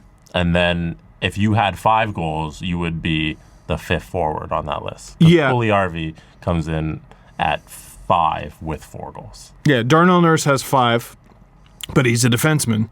So there you go. So Jesse Puljujärvi with 4 goals, tied with Kyle Brodziak, by the way. Although Brodziak has played 9 more games. Are tied for... Dude, this is just unacceptable. Like, Moore plays no lower than the third line on the Oilers. Levo, who you don't have a B prospect you could have given up for that guy? Yeah. By the way, Well, Michael Carcone, by the way, has been doing well with the Marlies. So I just want I to throw have that been out there. shocked about David Schlemko, too. I'm surprised that guy cleared waivers. I know he's had some injury trouble since going to Montreal. Why'd they waive Zykov? I don't know. I don't know why the Oilers did that. I looked at the Oilers lineup, and I go, Schlemko could make that. There were a few guys on waivers the other day where I was like, none of you? No one? Not one. What's wrong with you? Weird. I don't know. I don't know. How many different ways can we have this conversation? Oh, man, it's always fun. Every time. Yeah. And no, but then they're going to play, what was it, 6 of 7 at Rogers Place? 6 of 7, yeah, at home. When they have, like, that is an advantage. So they're going to, like... What is it, Steve? It's an advantage. Advantage. So let's What say is they this, go... Steven? It's an advantage. So let's say they go 4-2-1. Why are those 2 separate words? Advantage. That's how advantage. They have an advantage. So let's say they go 4-2-1, and Yeah. people go, they righted the ship. No, you're supposed to go 4-2-1 when you have play an 6 of 7 at home. advantage. Yes. When you have an advantage like that, you need to take advantage of it. What Welcome happens to if the you have planetarium. That area. what if you have a D-vantage? No. Oh. No. Oh, a disadvantage? Well, then, I mean, that's when you really make up points. Because any point you get is a blessing because you're at a disadvantage. To follow the Oilers causes you pain. Icky pain. I hope everybody's watched that episode. If you haven't, look up the planetarium episode. Classic. Total classic. It's really good. Icky pain. Can you guys name, Jesse, don't look at the standings right now. Can you guys name the 3 worst teams in the NHL by points right now? Oh, Chicago, LA, I'm not helping Florida. Okay. Those are my guesses. Ottawa. Damn it. I know. Yeah, Ottawa, Philadelphia, Damn it. St. Louis. You're 2 of 3? Oh, You're wrong. Shocking. Yeah. Not a thing that happens often. So let's just well, I saw the standings last night, so I had an Okay. advantage. How right was I, Adam? you were 2 of 3. You have the advantage of having the standings right in front of you. Ottawa, Philadelphia, That's last and second last? last, second last, third last, Los Angeles. Oh, I had one. Yeah, he did have Oh, you one. did you say Los Angeles? Sorry. No, you're wrong. Hey! Sorry, Jesse. You're Hey, not so totally I wrong. am You're right. not completely wrong. Thank you. My bad. I am wrong. I am the wrong one. What I found interesting about that is there are certain teams that are quiet bad. Like, the New York Rangers are supposed to be rebuilding. They've still got 41 points. Yeah. Respectable. They're 10 points out of a playoff spot. Whatever. No big deal. They're just sort of They're eh. They're eh. But we expected eh, right? Yeah. We expected them to be like, the Rangers, they're bad. And they Also- wrote a note to their fans saying, listen, we're going to be bad. If they choose to move Chris Kreider, they're going to get a big, dirty amount of assets for him. You think so? Oh, yeah. Who do you Oh, think picks him up? Leafs, because they need a prick. They need someone to be a jerk. I don't think so. Actually, I mean, I would welcome that. There's no scenario where they could afford it. Right. But, I mean, the Oilers have constantly been rumored to be in on Kreider, and God, he's exactly what they need. Do you think that they picked up Spooner when they couldn't get Kreider? Yeah. Hey, I wonder if there's some sort of, I don't know, this isn't going to happen, but I like creative stuff like this. What if Carolina figures out some sort of deal where they get Kreider, who's at least got a year left, for Ferland plus, and then New York flips Ferland, obviously, because they're rebuilding. Yeah. And they're not going to hold on to him. I mean, that would be something I would explore. Yeah. Explore it for funsies. Absolutely. Yeah, okay, yeah, sneaky bad teams. Sneaky bad teams. Funny that we don't hear from Los Angeles anymore because they've done the right thing and they've shut up. They've done the right thing and they've shut up? I think they've done the right thing and they've shut up. Were they loud? At the beginning of the season, they were. Remember? We were talking about the fact they hadn't done anything. Then they made that, what was it, the Gensel and... Oh, well, because they just stopped trying. And they were talking about... Yeah, like, I think they gave up trying to pretend that they were good about 6 weeks into the season. Because they were saying, well, we got to reset the culture and we got to stop being so defensive, and we brought in Adam Oates for the next 3 minutes, and he's going to help us. and Tanner Pearson's been decent. Yeah, sure. There's nothing wrong with Tanner Pearson. No, sorry, since arriving in Pittsburgh. But I think LA's finally accepted their fate. When they get quiet, when teams are sneaky bad quiet, I feel like there's a move coming. The one thing they will not let go of, whenever I'm in the ice surfing studio, and it's never the same person who says it, Boston was going real hard after Kovalchuk this summer. Like, that makes a lot of sense for them.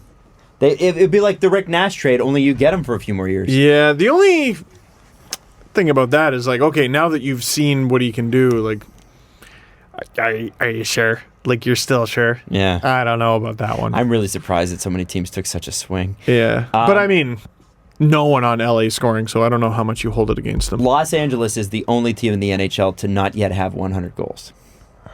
What? Leading the NHL in goals is Tampa with 180. San Jose is second with 160. Calgary's got 100. What? Calgary's got 157. Toronto is tied with Pittsburgh for fourth and fifth with 152 each. The fourth least amount of goals in the NHL, fifth least, is St. Louis with 114. Carolina's got 112. Arizona's got 108. Anaheim has 104. Okay. Los Angeles has 99. Ooh. They have 99 and Tampa has 180? Talk about the haves and the have-nots, eh? Wow. You're lying. Nope. Can I just bring, before we forget about Ilya Kovalchuk? Oh, you got something? First of all, a trade! He missed a month from November 29th to December 22nd. Mm-hmm. Yeah. 35-year-old with an injury. Always great. Yeah. I'm just saying, Boston dodged a bullet. Also, in between that stretch, on his first game back, he scored 2 goals. Good. Hey! Good. Yeah, on that 22nd. They won, I believe. They did. Hadn't scored a goal since. Oh, no. Before that 2-goal game, when was the last time Ilya Kovalchuk scored a goal? November 7th. November 6th. What? You were very close. Holy shit! Wow. He scored I went like this. 3, I just closed my eyes and threw 4. a dart. He's only scored in 5 different games all year. He scored in 5 games all year? That's it. He scored in fewer games than the amount of millions of dollars he's making? I just think Ilya Kovalchuk was a bad decision for all the money I thought it was a bad decision last summer. Yes. We haven't seen this guy in years. Yes. What are we doing? He's 35. Are you guys nuts? Why are we handing out all of this money to a 35-year-old? Doug Wilson's probably like, thank God we swung and missed on him. Kovalchuk is a great example of why just drafting is really important. Yeah. Like, dude, just draft well, and you can get a league min guy, roughly, who will give you the same production or like a decent percentage of it for $925,000. Sign a couple guys at the NCAA. Trevor Moore. I was about to say, like, you can, if you draft and scout well, develop. But the Kings, they don't care about any of that. Well, they didn't. They're going to have to start. Before somebody corrects me, it's 7 goals in 6 different games. But how many wins did they have in 1972 when they went on to win the Super Bowl? Jesse Adam? Jesse Adam, the same person apparently. Yeah. The not Steve guy on the show. V. Excuse me, not Steve, but you're wrong. I'm gonna DM you this. Oh, sorry. I didn't mean to yell day, at sir. I didn't yell at Steve. I couldn't remember if the guy I was mad at was Dangle or podcast. Or maybe it was the. Yeah. Yeah, what about that? It's always saying things. The left the show years ago. True. That was in Vancouver. That's right. That's How right. dare you? I'm gonna give you a couple of things here. First off, I know we're going back to the Leafs and we had moved off the Leafs, but this is just broken, and this is from Luke Fox. He wrote an article about this. The Leafs have broken up their top power play unit. Oh, yeah, no, I saw this. Okay, so Tavares. Officially? For Yeah, next game? officially. Wow. So Well, at practice anyway. Tavares, Marner, Kadri, Riley, Kasperi, Kapanen will be PP1, PP2, Matthews, Marlowe, Nylander, Janssen, Gardner. Don't hate any of that. Give it to me. Dude, there were games where the Leafs' second power play unit had two guys on their fourth line on it. I know. Which, I mean, they're fine players, but rather than load it up, like, listen, it worked for a while. It slowed down.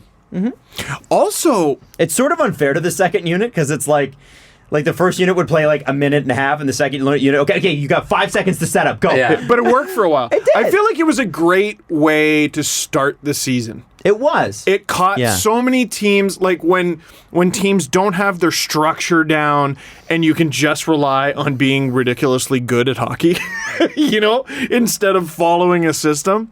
They caught so many teams off guard. Didn't they score like their first 3 or 4 or I was at the home opener. I feel like it took them 30 seconds or something to score. It was ridiculous. But it was just so much fun because no matter who touched the puck, you're like, it's murderer's row. Yeah. It's like, oh, Kadri doesn't have it, Marner has it, Matthews has it, Tavares has it, Riley has it. It's unbelievable. It's so much fun. And now they're freshening it up. The only thing I didn't like about that unit, and I like the fact that they're taking Matthews off it because I think it's going to make Matthews more effective. So he didn't get enough puck time, I think. He got 0 puck time, and I'll prove it. So when he scored his 7th power play goal, whenever that was, I can't remember, do you know how many shots he actually had on the power play that entire season? How many? 14. Whoa. Really? So he scored his 7th power play goal on his 14th power play shot. Shooting 50%. Shooting 50%. Yeah, I think it's pretty Stupid. convinced. I would be, if I were him, I'd be convinced. Like, it's going to be you and Willie and Jake Gardner. It's going to be you guys are the three. And Marleau. Patrick And Marleau's going to get in Janssen. front of the net. And Janssen will dig it out. Marleau's stand in front of the net. You guys, the three of you, work your magic. Yeah. We And need let- you to have more time. And let Marner have his line where he can just skate around with the puck. Well, and the real shame was last year, the Leafs' second power play unit, which was Willie and Matthews, by the way, it got nothing done all season, and then it really started to click at the end, and it was Willie to Matthews, Willie to Matthews, Willie to Matthews. I believe that's what happened in game 3 Now against Boston. it could have been Matthews to Willie several times, but Willie's got this ugly habit of ripping shots over the net. I don't know why that is a okay, thing. Willie better aim a little bit lower because now he's going to have Patrick Marleau and Andreas Janssen in front, and that's their bread and butter. Don't break Patrick Marleau, please. Can you not break the man? Also, yeah, maybe don't aim it too low. Aim it Well, aim it so he can tip it. Don't aim it at his teeth. That would be great. thigh level. Yeah, don't John Klingberg it. Thank you. He likes to shoot really high. No, this is fine. This is fine. The Leafs are... Where do you hide? If you're the opposition trying to stop this, and you know you got one real good... Maybe you loaded up your PK, Yeah. you know? You got one real good penalty kill, and then you got another... Also, it's mid-season, and, you got a couple injuries, and oh, shit. We're playing Roman Polak an awful lot. And, a lot of people...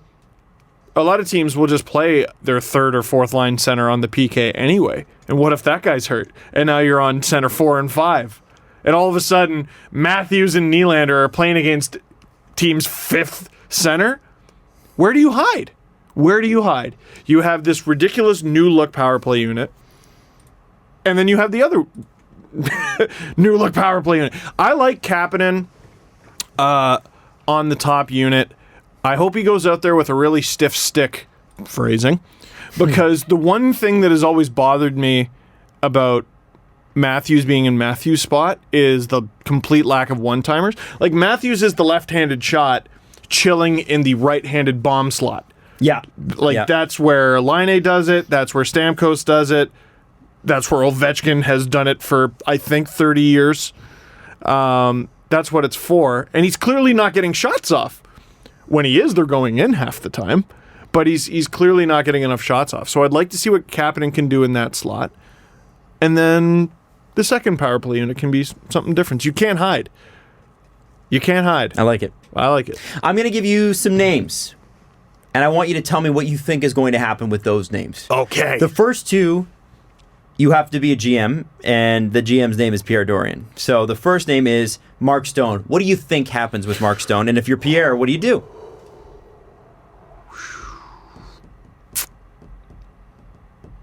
Oh.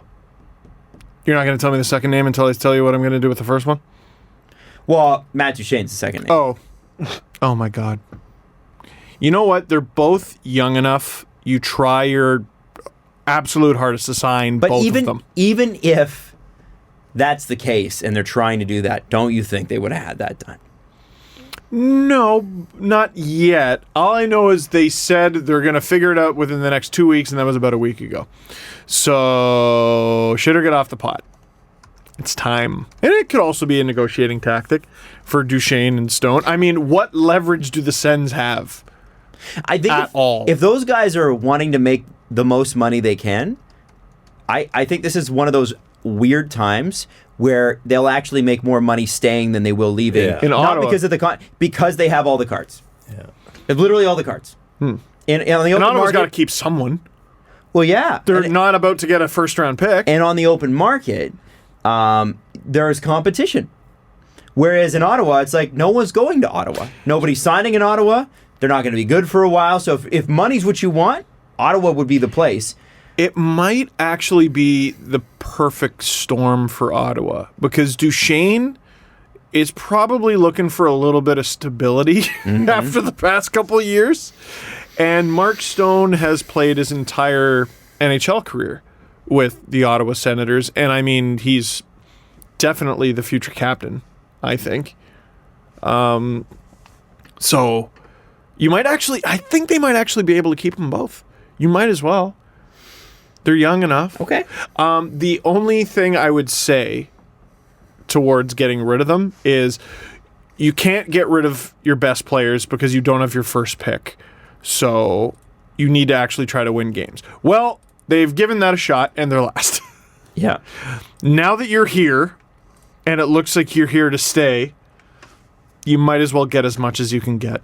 No? That's slippery. Yeah. You have to keep trying to win games. You don't have the pick.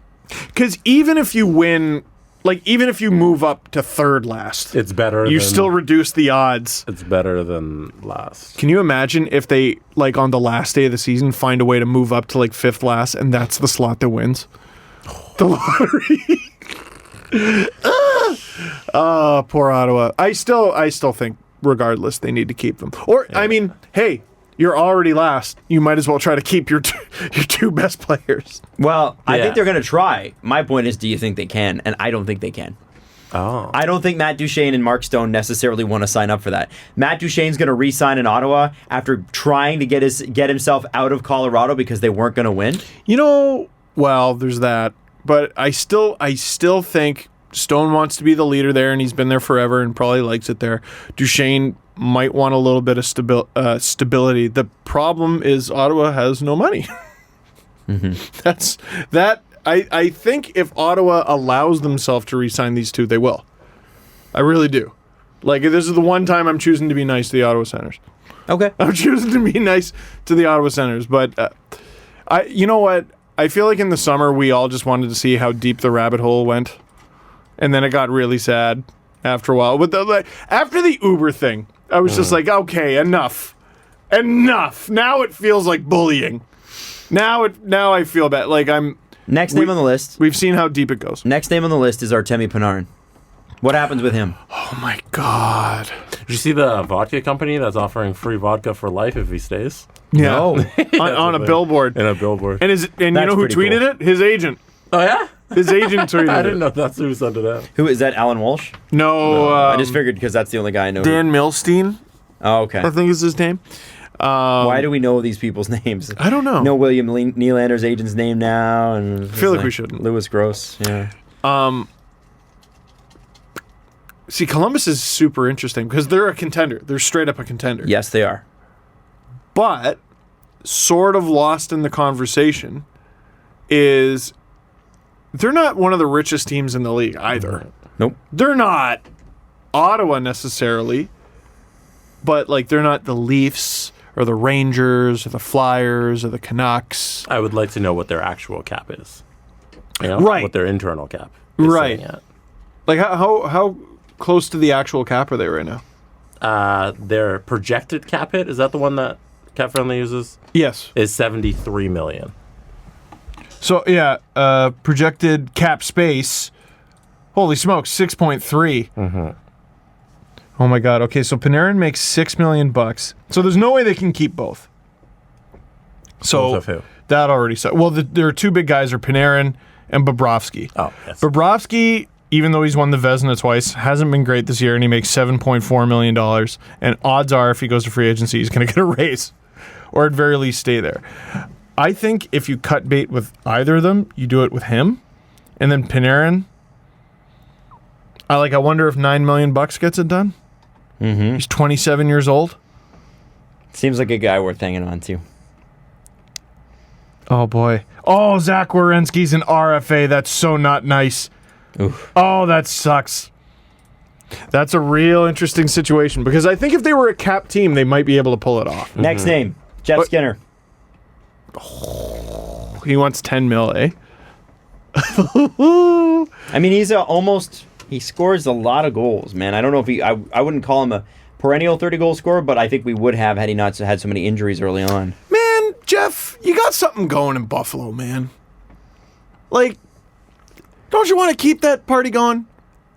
Why are you going to do that to yourself? But, like, what can Buffalo pay him? That's the thing. And, I mean, for Buffalo, too, they want to keep that party going. Whatever they're paying him, I don't know what his hit is right now. I think it's like 6. So then for them, Skinner's it's only... hit right now is 5.725. So if you look at it from that perspective, it's only a 4.25 raise for Buffalo. Oh, David Clarkson. Well, sorry, not even 4. That's a 3... If he wants to get to 8, let's say. Oh, math. I love this part of the show. It's $3 million extra for Buffalo. That's not a huge raise.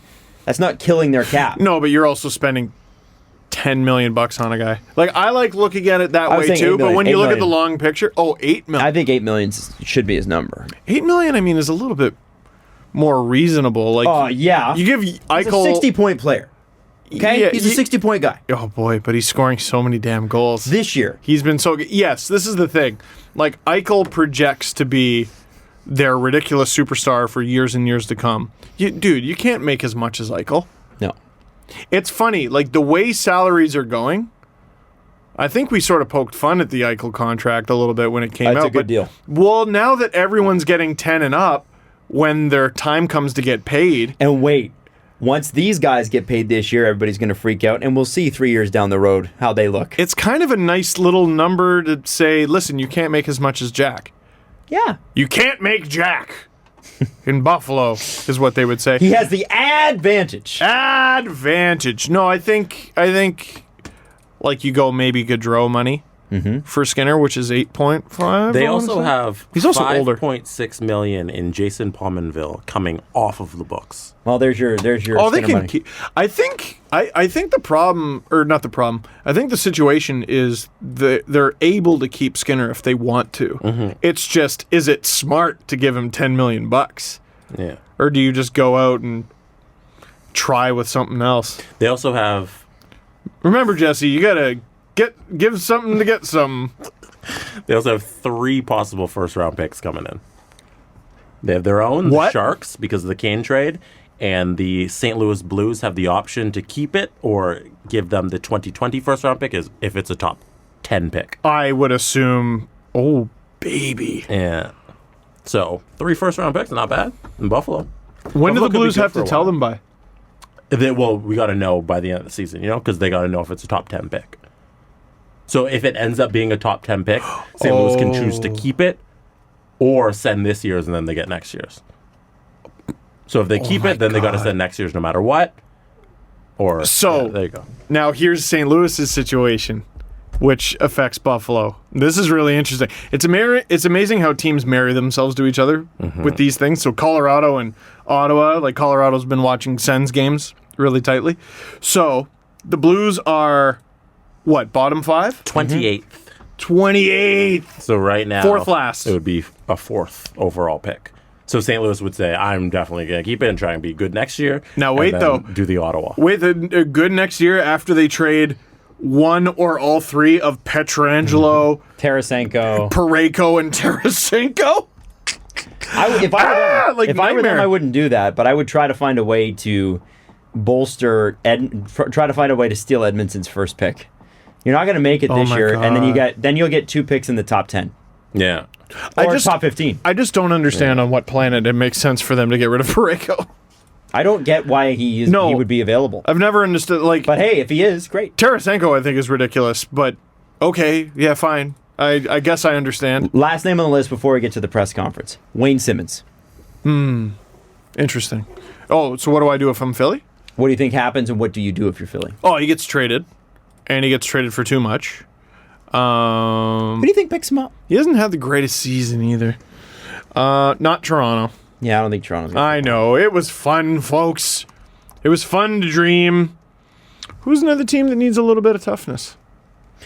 Well, I mean, I think he'd be a great fit on Boston. Net front pro. Oh, no. That's not fair. Please stop.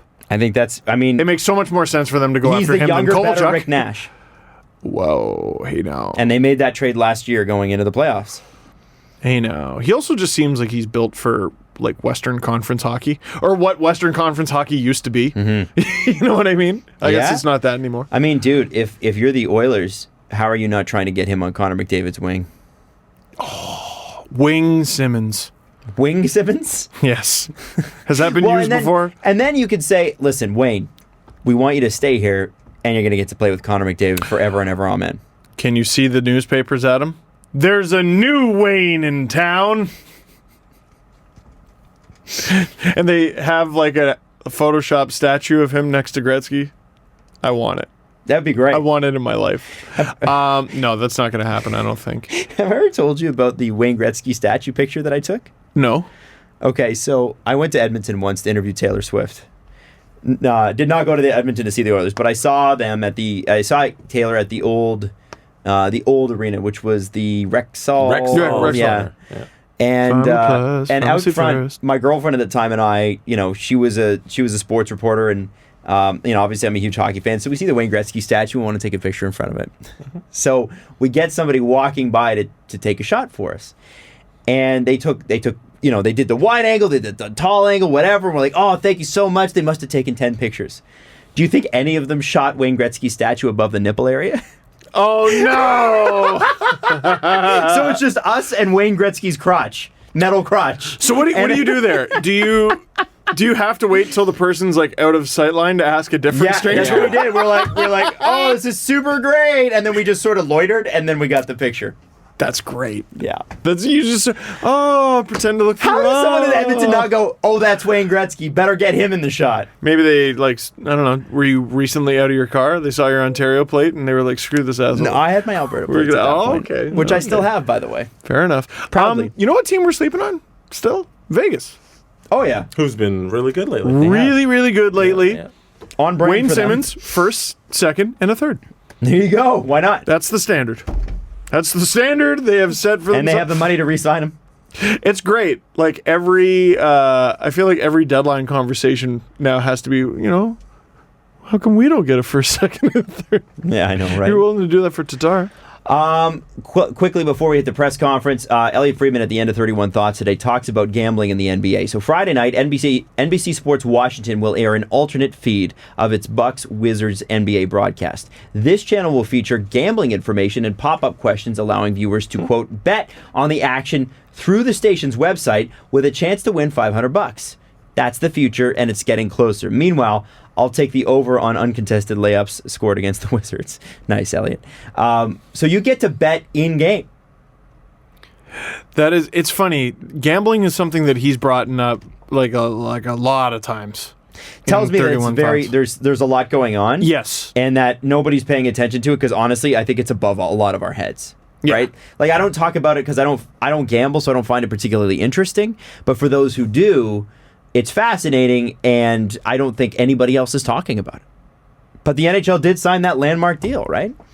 They did. Now they're getting Team 32. Okay, let's do the press conference. The Presser. SDP. The Steve Dangle Press Conference. I would like to remind everybody that it will be until 2020, the end of the 2020 season, when David Clarkson's contract finally comes off the books for the Vegas Golden Knights. Thanks, not Steve. Oh, I forgot about that. I appreciate. No, I, not Steve, also appreciated your My comment, name not is Steve. The. Okay, the. I So I'm not appreciate Steve. Your podcast. I'm podcasting, you're the. All right. I appreciate Tall Adam's input there. Can we get shirts that's just Jesse the and you're like Steve Dangle and I'll say podcast? We should also have not Steve shirts. Oh, That's yeah, really good, yeah. Or just the Jesse mug, but instead of no, it says the. The. People who don't listen would be so confused. Yeah, they would. You know that They meme? already are. Have you ever tried to explain this show to people that never watch? No. No, it's No. bad. It's bad. It's hard. You know that meme of the guy who's riding his bike and then he sticks a stick in his spokes and then while he's on the ground holding his knee, he's like, friggin', and he blames it on something else. Like, oh, friggin' Obama or something like that. Yeah. So it's, I feel like I'm riding my bike. I stick the stick in the spokes and I go, oh, friggin' Adam. True. This is from Oh, friggin' not Steve. This is from Knox NS. Says, with Hutch playing pretty well, what do you think of the idea of Sparks being included in a deal for a right-handed defenseman? I don't think anybody's going to do that. Sparks for Gudis. Well, I mean, he'd instantly be Philly's starter, would he not? Yes. He'd be their starter Hart. Starter saying- Hart. Listen, it's great that Hart's looked good. I still don't think it's very smart to do what they're doing. No. It's also partly out of necessity. Because it also- seemed like the plan was, all right, we'll send him down, and then everyone got hurt again. I mean, if you could swing that, that's cool. I think Mike Babcock's as confident in Michael Hutchinson as he is in Garrett Sparks. The reason that Sparks hasn't played all these games is because he's injured. It's not because they're like dying to put Michael Hutchinson in the net. If you can do that deal, maybe you do. But I don't see how that benefits the Leafs to get Radko Gudas if Anderson all of a sudden goes out with a tweaked groin again and they're playing Michael Hutchinson in the playoffs. Well, I don't know. At a certain point, there are certain risks you just have to take. Yeah. So, like, Yeah. what if your starting goalie gets injured? Well, We'll have then to I deal with suppose that. he's injured. Yeah, like, you just got to deal with it. You can't. Very few teams have the luxury of having two starters. Well, the teams that have won, though, had two starters. Pittsburgh, No, they didn't. Washington. They went in with a backup who they discovered could be their starter. You know what I mean? Mm-hmm. Or maybe playoff hockey is not as different as we think it is. What the hell happened with the light there? The light just flicks back Pop on. back on again. It was weird. And maybe playoff hockey isn't as different as we think it is. And sometimes the backup beats the starter. Which happens. You know? Yeah. Sometimes Scott Darling goes on a heater. Sometimes Brizgalov is able to hold the fort until Jaguar comes back. Sometimes Antti Niemi is able to take over for Cristobal Huet. Antti Niemi wasn't a starter until he became one. True. You know, and then he unbecame one. That's how it works, because You mean- goalies are a little bit silly. Yeah, they did. Yeah. Cam Ward Cam Ward became one and unbecame one and has become one again. and unbecame one. Yep. Steven, Yes. Rampage 1976 writes, in your latest LFR, you pondered how many times you had said that someone scored their first goal. So this was after the Trevor Moore LFR. Did someone actually check this? So- oh my God. No Rampage way. says What? the answer seems to be 46, if I'm not mistaken. Is that just Leafs? Yeah, so that would be Leafs. I haven't seen his math. Now, Rampage, this is your mission for the next one. Figure out how many opposing team first goals have done. But yeah, sorry, go ahead. That's just his stat. 40. So he did the 46 research for Leafs you? have scored their first He goal doesn't since I started specify. doing my LFR videos. He doesn't specify whether it's Leafs or not. He just says 46 first goals. That's crazy. Yeah. Well, like, okay, think of, like, I did Bozak's first goal. Yeah. Like going that far back. He says someone scored their first goal, so I assume it's just either team. No, couldn't be. No, because the Leafs were like, that was their thing, is they allowed everyone's first goal against them. It could. Is it weird that I think that number's low? No, 46 is very high. In 12 years? Yeah, 46 first ever goals. Because most of the first goals come in like the first month of the season, right? And you only do that. There's only 12 first months of the season. But also, the Leafs have been so bad for so long, and they've given so many randoms like a cup of coffee, and they've managed to score a Steve, goal. that's like 2 NHL teams worth of. That's two rosters that's a full lot. of players. Like I'm trying to think like Like, what's the average per year there? That's 12 times 3 is about that. I think it's about 4. That's 36. 4 first in a season. That seems low. No, that's low. That's got to just be Leafs. 46 divided by 12 is 3.8. It's got to just be Leafs. You think? Like I've done didn't Renat Valiev score? I don't know. Like You're asking the wrong Christian people. Hansen. You're asking the and podcast? Tyler Bozak. How can you ask the and podcast? Trevor Dangle, Moore. you should know. Yeah. Okay, almost everyone on the current roster, I did their first ever goal in an LFR video. Think about it. They're so young. The and podcast? Oh, sorry, I always screw you up. Podcast and the. Or the not Steves. The not Steves. Good day, sir. Do we have any more? Yes, we do. Do we have Trevor? More? Dominic Moore signed in Switzerland, by the way. I know you're all dying to know He's that. not a player. Not an NHL player. Well, he's a Swiss player, very least. Okay, that's a good one. Dylan_Bartlett writes, who do you guys think is likely to win the Jack Adams Award? The You Guys Actually Did Good This Year award. Okay, So question. who's that team this year? Yeah, it's 41 games in. This is a fair question. This is a good question. so if Gerard Gallant is not nominated for it this year, Again. are we acknowledging that it was a mistake to give him the award last year? Because Vegas was the, hey, you're actually good this year winner. Yep. But now, with virtually the same team, they're expected to be good. Yeah, because And it has nothing to do with Gallant. I don't know. Well, It couldn't possibly have anything to do with I Gallant. mean, I think that's always the case. if you just go by paper, it should probably still be Gallant, shouldn't it? Should be. hot Jack Adams take Let's hear it. this year. Tampa's going to get the Jack Adams because they're going to be 'cause they're so, so good. far How could away. it not be, right? Yeah. That's not like they've been so good for so long. And even when they were bad, aka the season that everybody got injured and they were decimated, they still barely missed the playoffs. 1 point. And the Leafs were that 1 point, by the And way. they were Let's that just 1 throw point. that one out there. You know who my early favorite is? Bill Peters. In Calgary. And that's not because I think Bill Interesting. Peters should That's a good win, one. Yeah. but Calgary's second in the NHL. Yeah, that's they're doing so much better than we thought they would, team. Bill Peters. Super hot take and unpopular with this Leafs audience. Claude Julien. No, I think that's a fair one too. Yeah, no, that's Good. you were supposed to suck team, yeah. Can I just say they were supposed to be like a bottom feeder, and they've been really, really good. I hope it's John Cooper. Yeah. I hope it's So John that we Cooper. can get the Jack Adams back on track. Yeah. back on Finally. back on track. track, Adams. Oh, back on track, Adams. Oh, I'm fired up. Starting to fall asleep there, but no, I'm right back. Back on track, Adams. Hopefully, if Tampa is just so good, they'll give it to Cooper. So yeah. Yeah. Yes, Adam. That's great. I hope so too, and I Also think that's a not good Adam. point, Jesse. But if we're gonna go based on the old formula, Yeah. Claude Julien's got to be in there. Buffalo's head coach, remind me again. Phil Housley. Phil Housley's got to be in there. He's got to be nominated. I don't think he's gonna win. Bill That's a good Peters one. has got to be nominated. Yeah. I don't think Housley's gonna get nominated. Peters, I think. Honestly, Maybe Barry Trotz if the Islanders make the playoffs. Barry Trotz's name's gonna be in there. it's looking less likely by the minute. But if the Canucks make the playoffs, Ooh, it could be an all-Canadian. could be doubtful. Doubtful. I still think, I mean, if we're going by the criteria, which is, hey, I didn't think you were that good, it should still be Gallant. How much better on paper is Vegas than last year? They're a little worse. Arguably. I think they're better.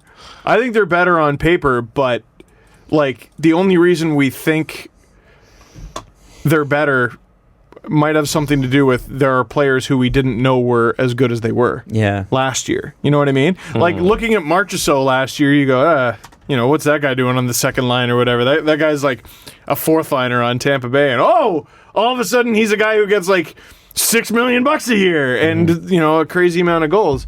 Basically, for years down the road, Vegas has proved that we just don't know about hockey and we're wrong. Because we were either wrong last year or this year. Possibly both. It's fun. Here's a question from somebody who's a little bit smarter than us, I would think. Well, that's not hard. Radioactive Spider Pod writes, should they abolish the rule about stick curvature in the NHL? Yes. This is pretty much never enforced. While looking into it, I can't find a reason why the rule exists, other than because it always has. My impression is that it gives shooters an unfair advantage, maybe, but composite sticks do the same thing. Also, it will probably self-govern as too crazy a curve fucks up slaps, snaps, and backhands. Why not let players try new things?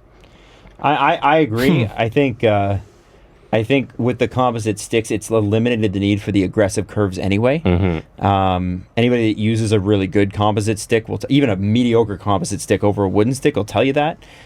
Even like, beer league guys know the difference, right? There's a huge difference. So I think at this point, I think it's a moot rule.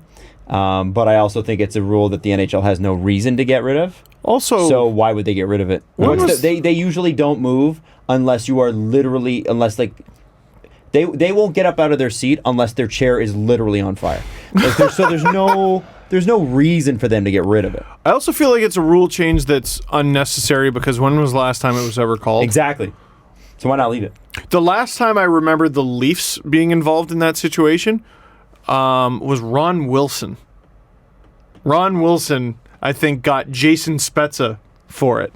And that was the whole Howard Berger incident where he got into a fight with Howard Berger. So, I mean, I can't even think of the most recent one. And, I also don't understand how it's enforced because, Ryan O'Reilly, have you seen his goofy stick? Mm-hmm. They highlighted on 31 Thought. It's basically flat, but then has, a sharp curve at the end. Mm-hmm. The sharp curve it's probably a violation of the curve. It's probably too sharp of a curve. Someone commented back at that question actually and wrote, Ryan O'Reilly is a good example. Yeah. Because it probably is a violation, but nobody really cares because it doesn't really matter. No. It'd be interesting, though, if it gets to, Game 7 of the Stanley Cup Final. So, look at Ryan O'Reilly's stick that he's shown everyone in the entire world. It's kind of a moot rule. We're going to end on some trivia from Metastable to Chaos. Jesus. Who was the last player to win the Calder Trophy and then win the Stanley Cup in the same season? Artemi Panarin. No. Cam Ward did not. Sorry, the Calder and the Conn Smythe? Or the Calder and the Stanley Cup? Stanley. Jaromir Jagr. Ooh, that's not a bad one. And I'm guessing he won it. I don't even know if he did. Oh my God. I don't know, man. Wow, that's a really good question. Was it? Nah. I was going to say, was it Ryan Getzlaf? I'll give you a hint. Okay. It was this century. Oh, so after 2000. Great. That actually doesn't help that much, but thank you. I can't remember the first round picks before Sidney Crosby and Ovechkin. It seems like a different universe. Yeah. It is, though. Yeah. It's a different sport. I'm probably wrong, but Henrik Zetterberg? The correct answer is Scott Gomez in 2000. Jersey. I was actually there when he won it too. When he won the Calder, I was in the audience for those NHL awards. Oh, okay. And his speech was funny because he said, I don't even know who to thank right now. And someone from the audience was like, how about God? And he actually had some quip back about he's like, oh no, it's mixed company. I don't want to talk about religion or something funny like that. It was, okay. But it was like, how about God? How about God? That's amazing. I would love to know who it was. And that was, I think, either at the Sky Dome or it was a huge. It was always in Toronto arena for a long time before it was always in Vegas. Yeah, but it was people realized it was more fun. It wasn't a small little gala dinner like it is now. It was a huge arena that you bought tickets to. I'm surprised with the NHL awards and how they've kind of.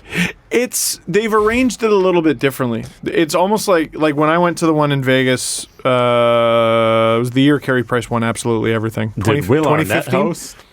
And then Will Arnett hosted the next year, and then Will Arnett hosted the next year. You're a Hollywood guy. You like Hoggy? You know who it was? Hey, Hollywood guy. Step Brothers. You know Step Brothers? Adam McKay? No. Wow! The guy who he used to be like a Navy SEAL or something, and then he turned into a ridiculous comedy actor.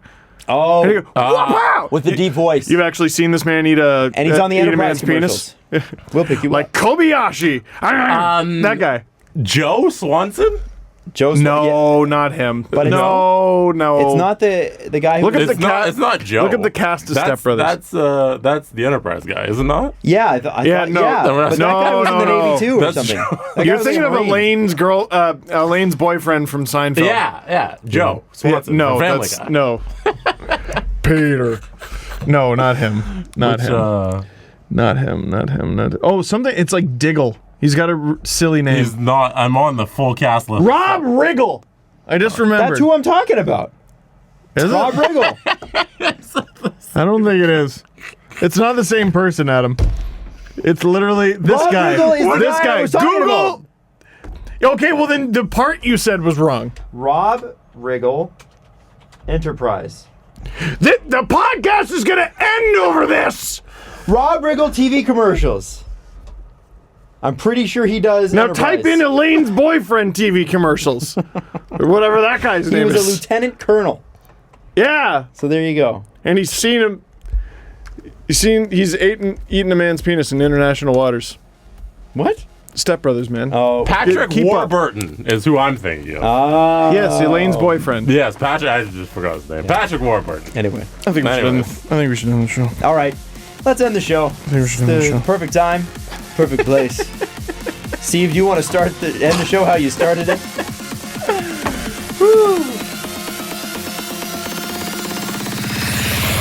Follow the guys on Twitter at Steve_Dangle, at Adam WYLDE, and at Jesse Blake.